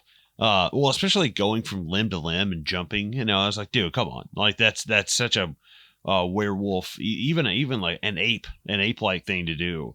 But yeah, I definitely got more of that kind of vibe from like a werewolf, like a gorilla kind of vibe from this specific Predator. That kind of feeds into something that I wanted to mention briefly. I would like to see Dan Trachtenberg tackle something original. Like, I mean, 10 Cloverfield Lane was a sequel. There's a lot of originality in that movie, but I think it's held back. It's kind of springboarding off something else. But I think the Cloverfield element of that movie holds it back from being something truly special. That's true. Whereas this is obviously a Predator prequel, so he's also tied by some other franchise constraints. But I'd like to see him tackle something original. Like, like it'll be really interesting because the guy's got fucking directing chops, man. I think, like, Yeah. Let's talk about this whole scene as a whole. This is the Man, this scene fucking rules. As the fucking predator just absolutely lays waste to these Frenchmen, man. Absolutely rules. Yeah, well, yeah, that and the them thinking that they've set the trap when really they're the Naru and her brother aren't the prey. You're the prey. Right. Like the predator is watching Naru, but he's watching Naru to watch you. Yeah. Yeah, I love how just like these guys are just like camped out on this on this peak here with like their snipers or whatever, and in the background you just see the guy fucking falling from his horse. Yes, yes. That's when you know you're fucked. But yeah, the predator has to decloak because there's like all this wind and it's blowing all this shit. So it decloaks and man, it pulls out its shield. This shield is fucking sick, and the way it navigates and again, I like that it gets caught, right? I like that it kind of makes mistakes. It's a little. I feel like this is like a bit of a younger predator. Like it's not that experienced in this kind of combat because it does make mistakes, right? Like we said with the bear, and it does get captured here by the French with the net before it does make its way out. But yeah, might also feed into your feral theory there that it is a bit of a younger predator. Yeah, I mean, it very well could be, and I think that especially a lot of the fighting style that it does, it tries to take on a lot of like opponents at once, kind of thing, and it's like once you're spotted, hey, I guess you're spotted, you got to go. But it's it's just kind of like the sheer like tenacity of it. Like there's times where once it's kind of like rested and stuff, it's like, yeah, okay, you can decloak and run back into the fog, but it chooses to just go on this like uncloaked rampage through like the group of guys, and he uses those nets on that one guy, and throws that boomerang and kills that guy, and it's like it wants everybody there just to know how fucking badass it is. I think so too. I think this is yeah, I'm sorry. I'm just watching this scene and I'm just absolutely engrossed in it because it's just so good. But yeah, like I think you hit the nail on the head. Like this is as it's just fucking throwing shit at the Frenchman, and like you get that guy with the net who gets. I don't even know what word to use for this guy who gets absolutely destroyed by this net. Like, yeah, I'm still confused. Did it just cut him into a bunch of little pieces, or did it pull him into the thing? Like, what the hell happened? Yeah, well, so we saw this weapon. I don't remember it being in the other Predator movies, but I remember it being in Alien vs Predator. Because I remember one of the Predators shooting this thing at an alien, and it starts sort of like sucking it in, right? So it starts closing in, and obviously the aliens have the acid blood, right? So it starts bleeding, and it like bleeds all over this human, and the human gets fucked up. But I just like imagine the Predator, if it were to survive this whole ordeal, the Predator being up on its fucking spaceship and taking out this thing and cleaning it out. Like there's all this brain matter and there's all this like tree bark and shit like stuck inside, and yeah. I don't know. That was a gnarly weapon, man. That might be my favorite kill in this entire movie. That whole net thing. That is wild.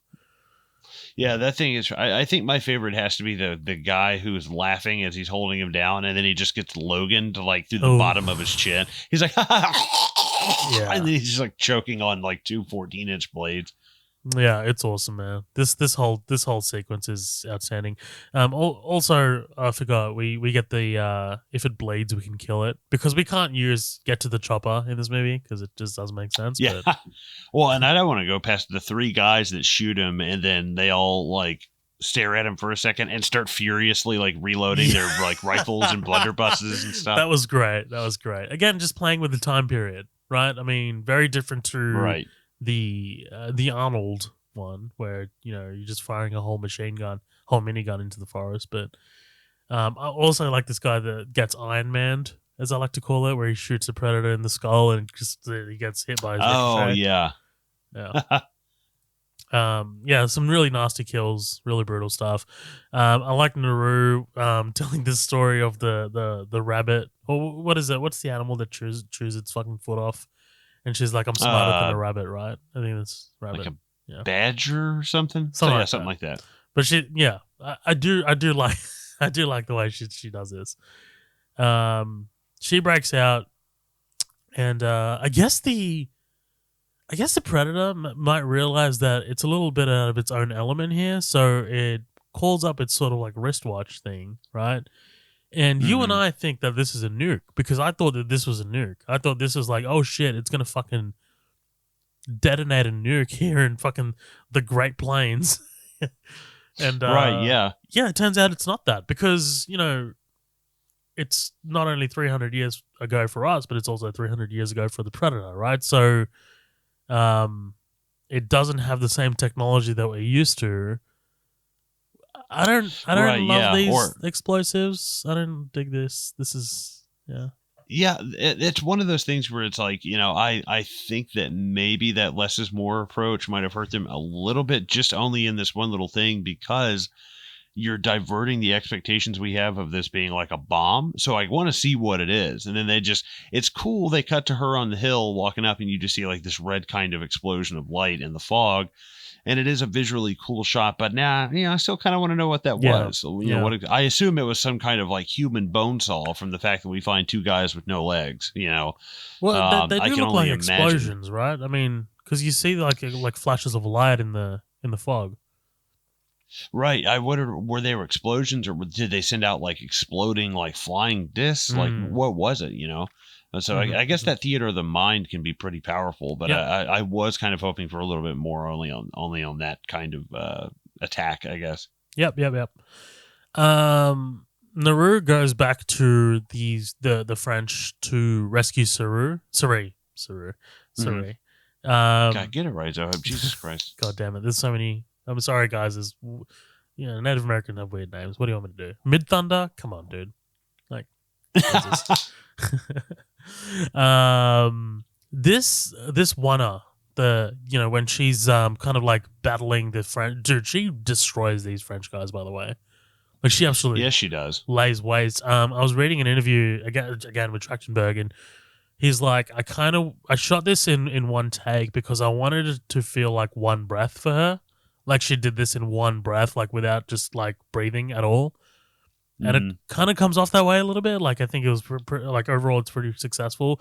He's like, I tried to avoid the John Wick style of action that you see in a lot of movies these days. Like the one antagonist, one at a time antagonist, right? So like, attacking one at a time, and then turning just in time kind of thing. He's like, I wanted to really avoid that. And just kind of like focus on her doing this all in one breath, and I really dig it, man.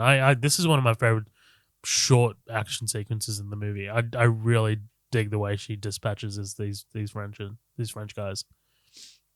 Yeah, I like it a lot, and we see if it's an even fight, we kind of see where she stands. Because she's grown up in a male dominant kind of society, so it makes sense. She know how to fight. Absolutely. We see the Predator by himself, patching himself up, as he always does, right? Like, we've seen this in the original, but it's mirrored by Naru doing the same to herself with the flowers, right? We get Adelini, who's missing a fucking foot. Dude, yeah. When he walks out and she starts putting that cream on his leg, I was like, excuse me. Yeah. Excuse me. Like, we need like a shower cap on this thing. We need like some, you need to quarantine off the whole bottom part of this leg. And it's like, you're putting ointment in an open wound, right? Yeah, this is an amputation. Like, you get rid of the entire left half of his body, pretty much. Right half. Yeah, this guy is dying of gangrene 4 hours after this movie if he doesn't get slaughtered. Right. And he shows her, and very importantly, he shows her how to use the gun, right? Pull that back, it'll fire. She cools his blood, right? That's important because the Predator doesn't see him as he comes marching in here. And yeah, here it is. And dude, I just fucking love that he just he kills Adelini. Bye-bye, Adelini, right? He fucking steps on the stump and just fucking Jesus. You almost think he's gonna make it, Yeah. And here comes Tabe in a full Lord of the Rings situation, dude. I love this. Yeah, I was wondering because like, at this point, I was watching, him kill Adelini and stuff, and I was like, what is she going to do to possibly get? Because they're all these French guys are dead. Now it really is just you and the Predator. Like your whole party of natives with you are dead. The French trappers are dead. Like now it really is 1-on-1. But I feel like it's more even now because the Predator has been fucked up pretty good. Well, Tabe's here, right? We're talking like this. Right. This scene with Tabe. Well, okay. So what? I love the fake out, right? Of like the Predator pointing his gun at Suri. And it's like, oh shit, please don't kill the fucking dog. And Tabe comes over and like smacks the helmet off him. And obviously that because of the way the helmet lands, you get the tri-beam pointing at the forest. What do you think about, the projectiles coming back around and landing right onto the laser? What do you think about that? I think it's cool, but the Predator kind of seems to forget about it, and it's his equipment. It's a little goofy. He fires all three of those, and but maybe he thinks the helmet's targeting laser is off. Like I don't know. But I could see something like that. But or maybe he's trying to, and like this is just explaining it away, but it's not even fully explaining it away. But maybe he's trying to, because it starts curving back eventually. So like maybe he's like, if I fire this straight, like you know what I mean? Because like maybe he's trying to anticipate the curve or something. Yeah, I don't know. Yeah, I wonder if it's just we're doing this because we're trying to set this up for later, which is cool, I guess. Yeah. But it's just a little goofy, that this Predator kind of seems to forget how his own weapons work. Right. But other than that, it's not a huge. I mean, it's not a huge ass. It's a bit of an ass though, because it's like these people are supposed to be like the most amazing hunters in the fucking galaxy, and it's like, well, they don't even remember, how their own weapons work. Like that's kind of, it's a little bit much, but okay. It's not the end of the world. If that's the worst thing this movie, my worst complaint about this movie, I'll take it. Yeah. I don't bump up against it that much. Only because like, I feel like the Predator just keeps firing it because he thinks that the projectile is going to circle back and hit Tabe, but I don't know. Right, or it could have just been a simple thing of like, hey, you knocked my helmet off. I assume the targeting laser is probably off, and it's like not realizing it's off. Like, oh shit. Right. He had the same issue as fucking Ironmonger at the end of Iron Man, right? Knocked out my targeting laser. Yeah. Oh yeah, I thought you were gonna. The Predator built this in a cave with a box of scraps. I'm not the Predator. Well, sir, I'm not the Predator. He comes back in fucking Spider-Man Far From Home. Yeah. So, yeah, Tabe gets it, right? And I love, like, the moment where Tabe knows that it's right behind him, right? He's just like, oh, shit, it's right behind me. Yeah. And he says to her, this is as far as I go, no more. And, yeah, he bites it. He gets a fucking double blade through the torso, dude. Intense shit. Yeah, Warrior's death though. Warrior's death, absolutely. Yeah, and then we kind of like we're starting to wrap up, right? So like Suri finds the Frenchman by the river, and she looks at her gun, right? And she starts to line up the shot, and she's like, "Hold on, I got a better idea."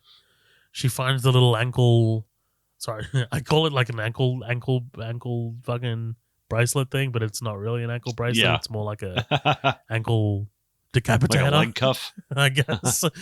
I love the overhead shot of just the forest, and you just see the orange of the fire, the orange glow. Just cool stuff. Yeah.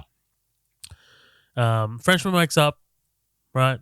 He's this feels a lot like the Witch, Robert Eggers. Like this gave me the Witch vibes, like hardcore. I like that a lot. Yeah, I like that a lot. Good movie. Great movie. We should cover that one day.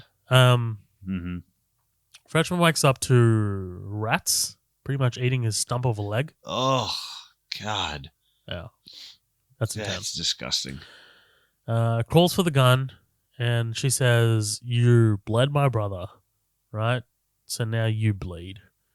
And this is where she pretty much assumes very correctly that the predator can't see her, right? She says, "You think that I'm not a hunter like you." Again, very much ties into her arc, her story arc in this entire movie. She thinks that the predator doesn't think she's a threat either, right? You're using this is interesting because you're using in a very meta way, I guess. You're using what the incels online are saying about your main character as like the main story beat sort of thing. It's like, oh yeah, we very really built this into the story, right? I mean, like that she is a threat, but she's not supposed to look like one. I right, fucked yeah, that up, like the whole like getting that out there because it's tough to. Well, yeah, and I like I like the idea of always, you know, it's always kind of the one that you're not really expecting. You know, it's always the quiet ones kind of thing. You know. You know, I think that's really kind of interesting because you've seen all these like very boastful, kind of braggadocious, like male characters up until this point. You know, that guy, her brother shoots the red tail, and she's like, "Yeah, why don't you wait for it to come back, jackass?" You know, and it's like she's versus like a work harder approach would be sit here and trade punches with the predator until one of you knocks the other's head off. But she's fighting harder. She's fighting smarter, not harder. And she's using, the fact that the predator, she's like, okay, so how can he see me? It's all thermal imaging, which I don't know how she figured that out, but okay. So I guess somehow she figured it out because she couldn't see the Frenchman. Yeah. But yeah, I think, I think that it kind of ends up being like as it goes on, because she ends up getting this helmet away from him, and that's when I'm like, okay, now I think this is a straight up like pretty much a fair fight now because he can't really use the thermal imaging, and now it doesn't really matter that he can't see her, because I mean, without the helmet on, he can just see her with his fucking eyes. It almost becomes better for him to lose the helmet. Yeah, absolutely. It can't use its infrared imaging. And we kind of like get the final showdown, right? Like, so this is, dude, the shot of her jumping off the branch and like attacking him from behind. Ugh, that's awesome. This seems like it would have been an amazing like early 90s comic book, like some kind of Dark Horse shit, Yeah. She manages to get its own arm cut off, which is wild. Yeah, that's cool. Dude, this shield is fucking gnarly, man. Like when she is like stuck between those two rocks and she's trying to push herself deeper and deeper into the crevice, and you just see like the shield slicing through the rocks. I'm just like, this thing is insane. Mm-hmm. Yeah, but essentially the predator manages to get stuck in the bog. She knows that it's going to be able to get itself out. But it doesn't know that it's got its own targeting system. Targeting it. And bye-bye Predator, baby. Mm-hmm.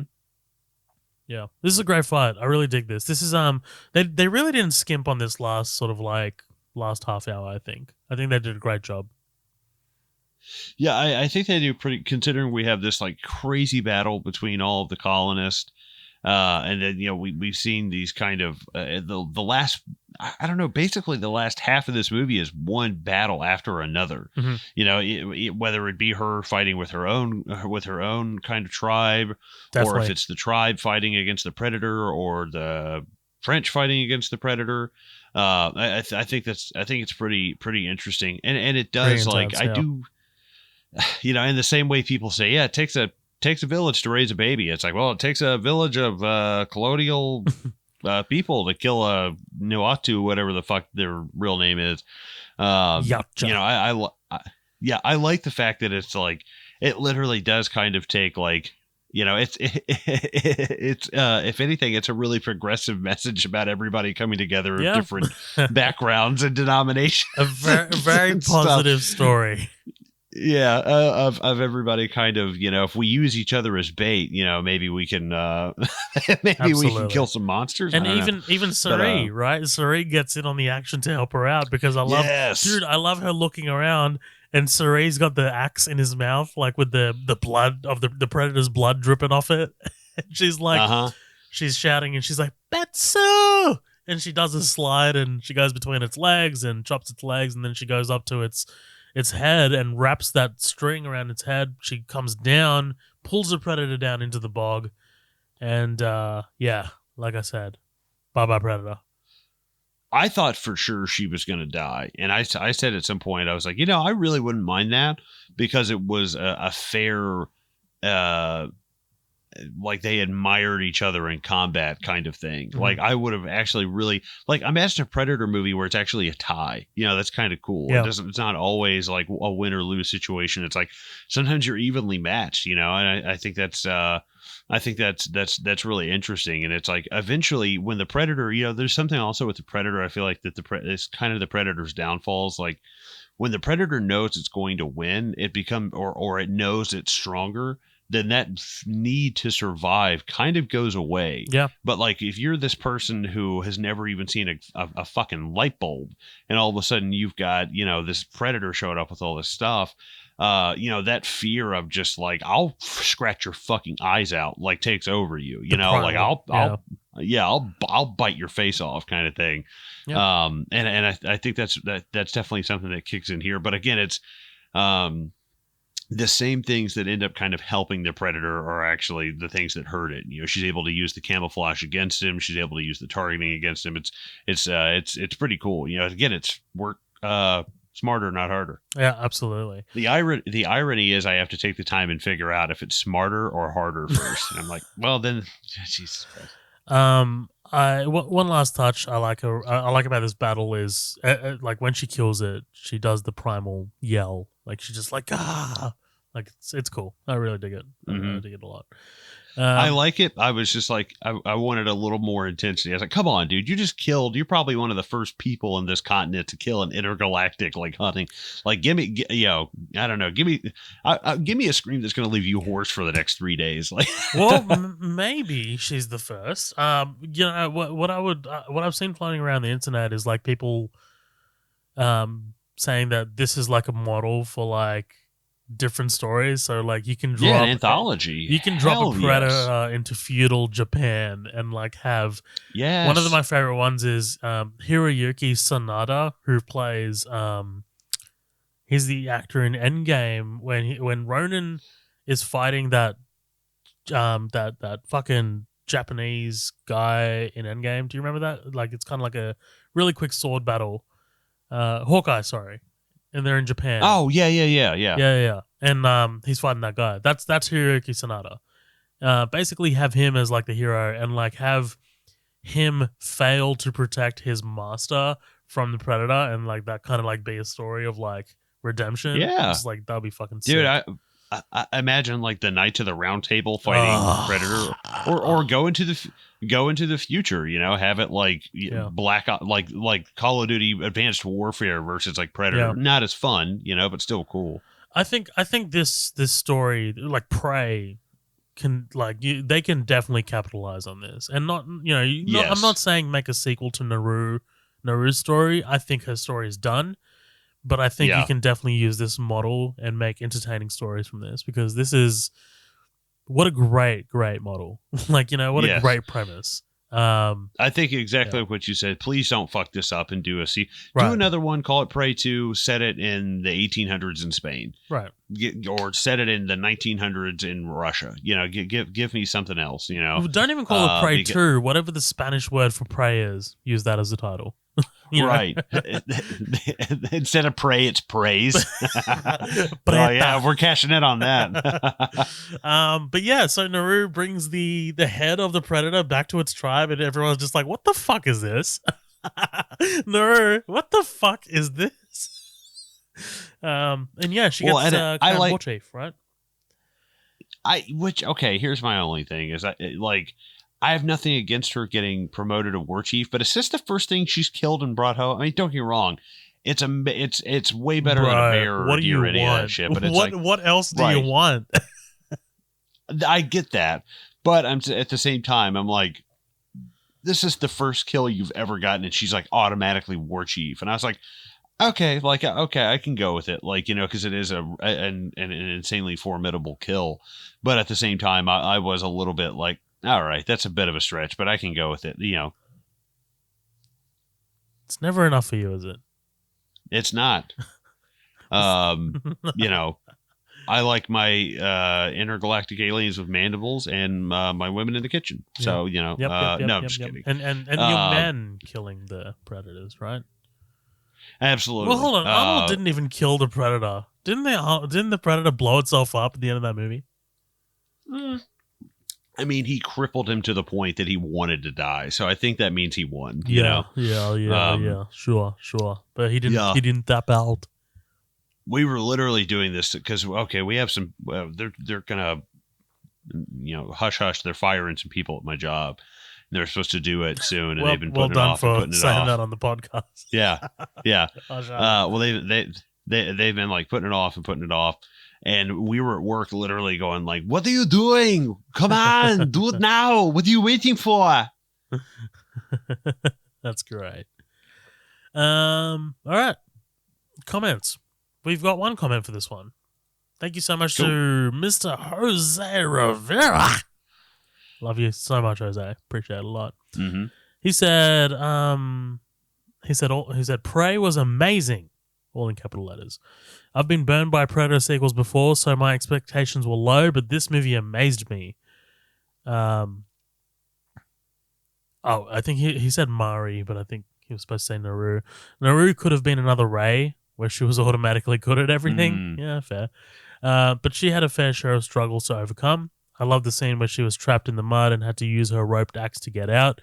Every failed attempt caused her to sink further in the mud, which raised the stakes. Dude, yeah, actually, that's something we kind of sailed past. First time I watched that, I was like, I know she's going to get out, but fuck, it's kind of intense. Like the way they shot it and how low she was. Like, I was like, she's going to start drowning in a sec. Jose continues, he says, I love the scene of the predator taking out the bear, having the blood to coat it, giving us a hint of what it looks like was genius. My only gripe, I didn't like the design of the predator.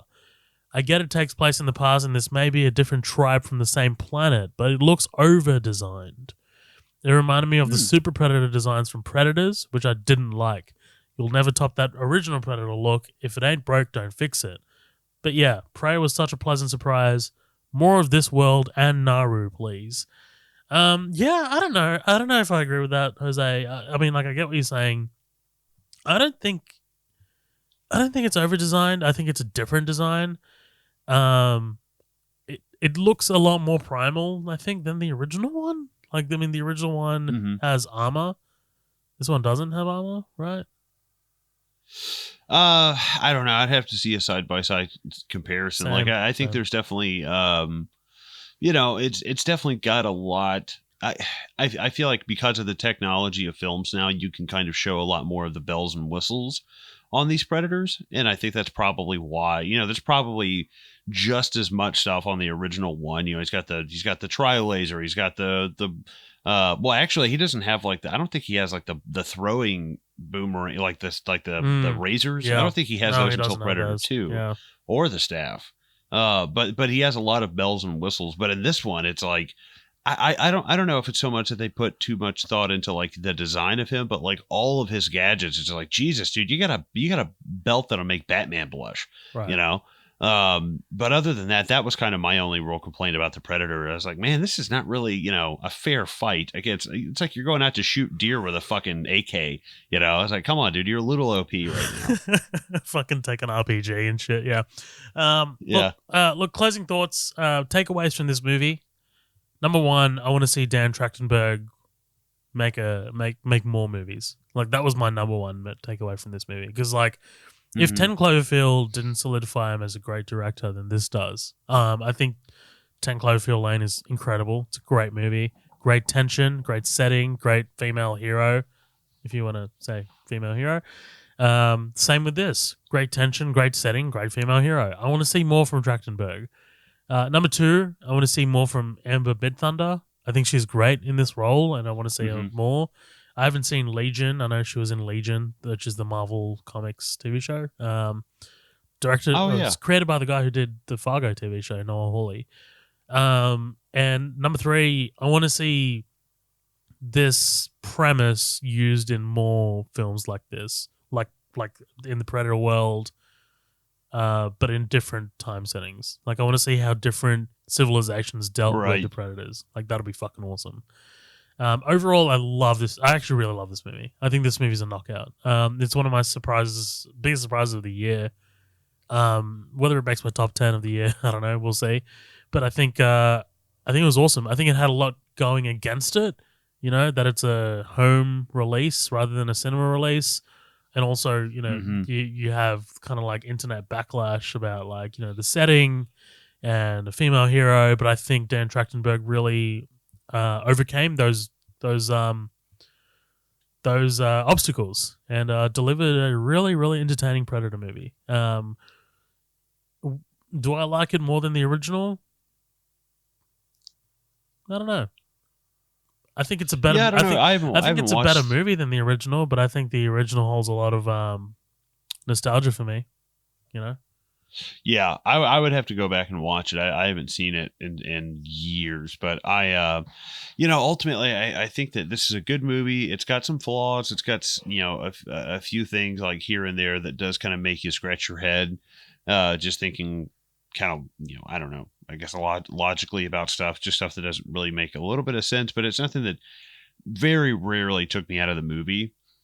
I think that one of the biggest complaints about that people are like, oh, it's a woke movie, it's a woman, it's a, you know, it's not a white woman, it's a person of color, blah, blah, blah. And I think, not that any of that is extremely valid, but, you know, I feel like people are, man, I don't mind female characters, but I want them to be able to like take a punch and throw a punch and stuff. And then you get a character who does that and they're like, dude, they couldn't do that. And it's like, well, dude, which one do you fucking want here, man? Yeah. You know, and it's like, I love a female character. I love a Sarah Connor. I love a Ellen Ripley. I love a Furiosa. I love a Captain Phasma who's critically underrated and never gets used in that fucking trilogy. But I love those kind of characters, but you know, it's not like suspending total disbelief that this woman can fight multiple people, you know, especially if you're grown up in a warring tribe and shit and your brother and dad are the chief. It's like, I think you're going to know how to fight. Now, yeah, if you're raised by the people who are, you know, that run a bakery, I might doubt you, you know, but it's like, it's literally in your fucking family. But all in all, I think it does a really good job for being a tight. I mean, even with 9 minutes of credits, it's $140. You know, it's a real incredibly tight movie. It takes it's like, how are you 90 minutes?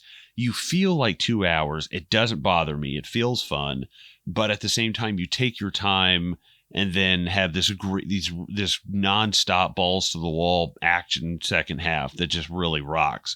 And like you said, I hope they keep doing this in new creative ways and don't run her story. I hope this is the last. Yeah, I'd like to see maybe a cameo later on or something.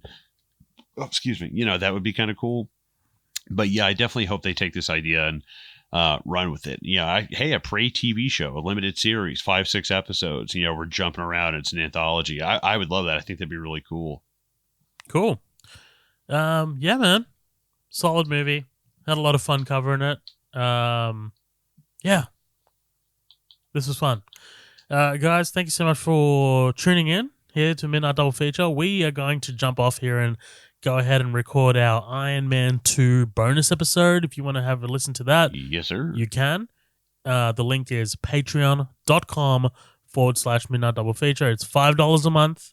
You get this will be our 53rd or 54th episode. I can't remember, but you get 54 episodes for $5, which is insane.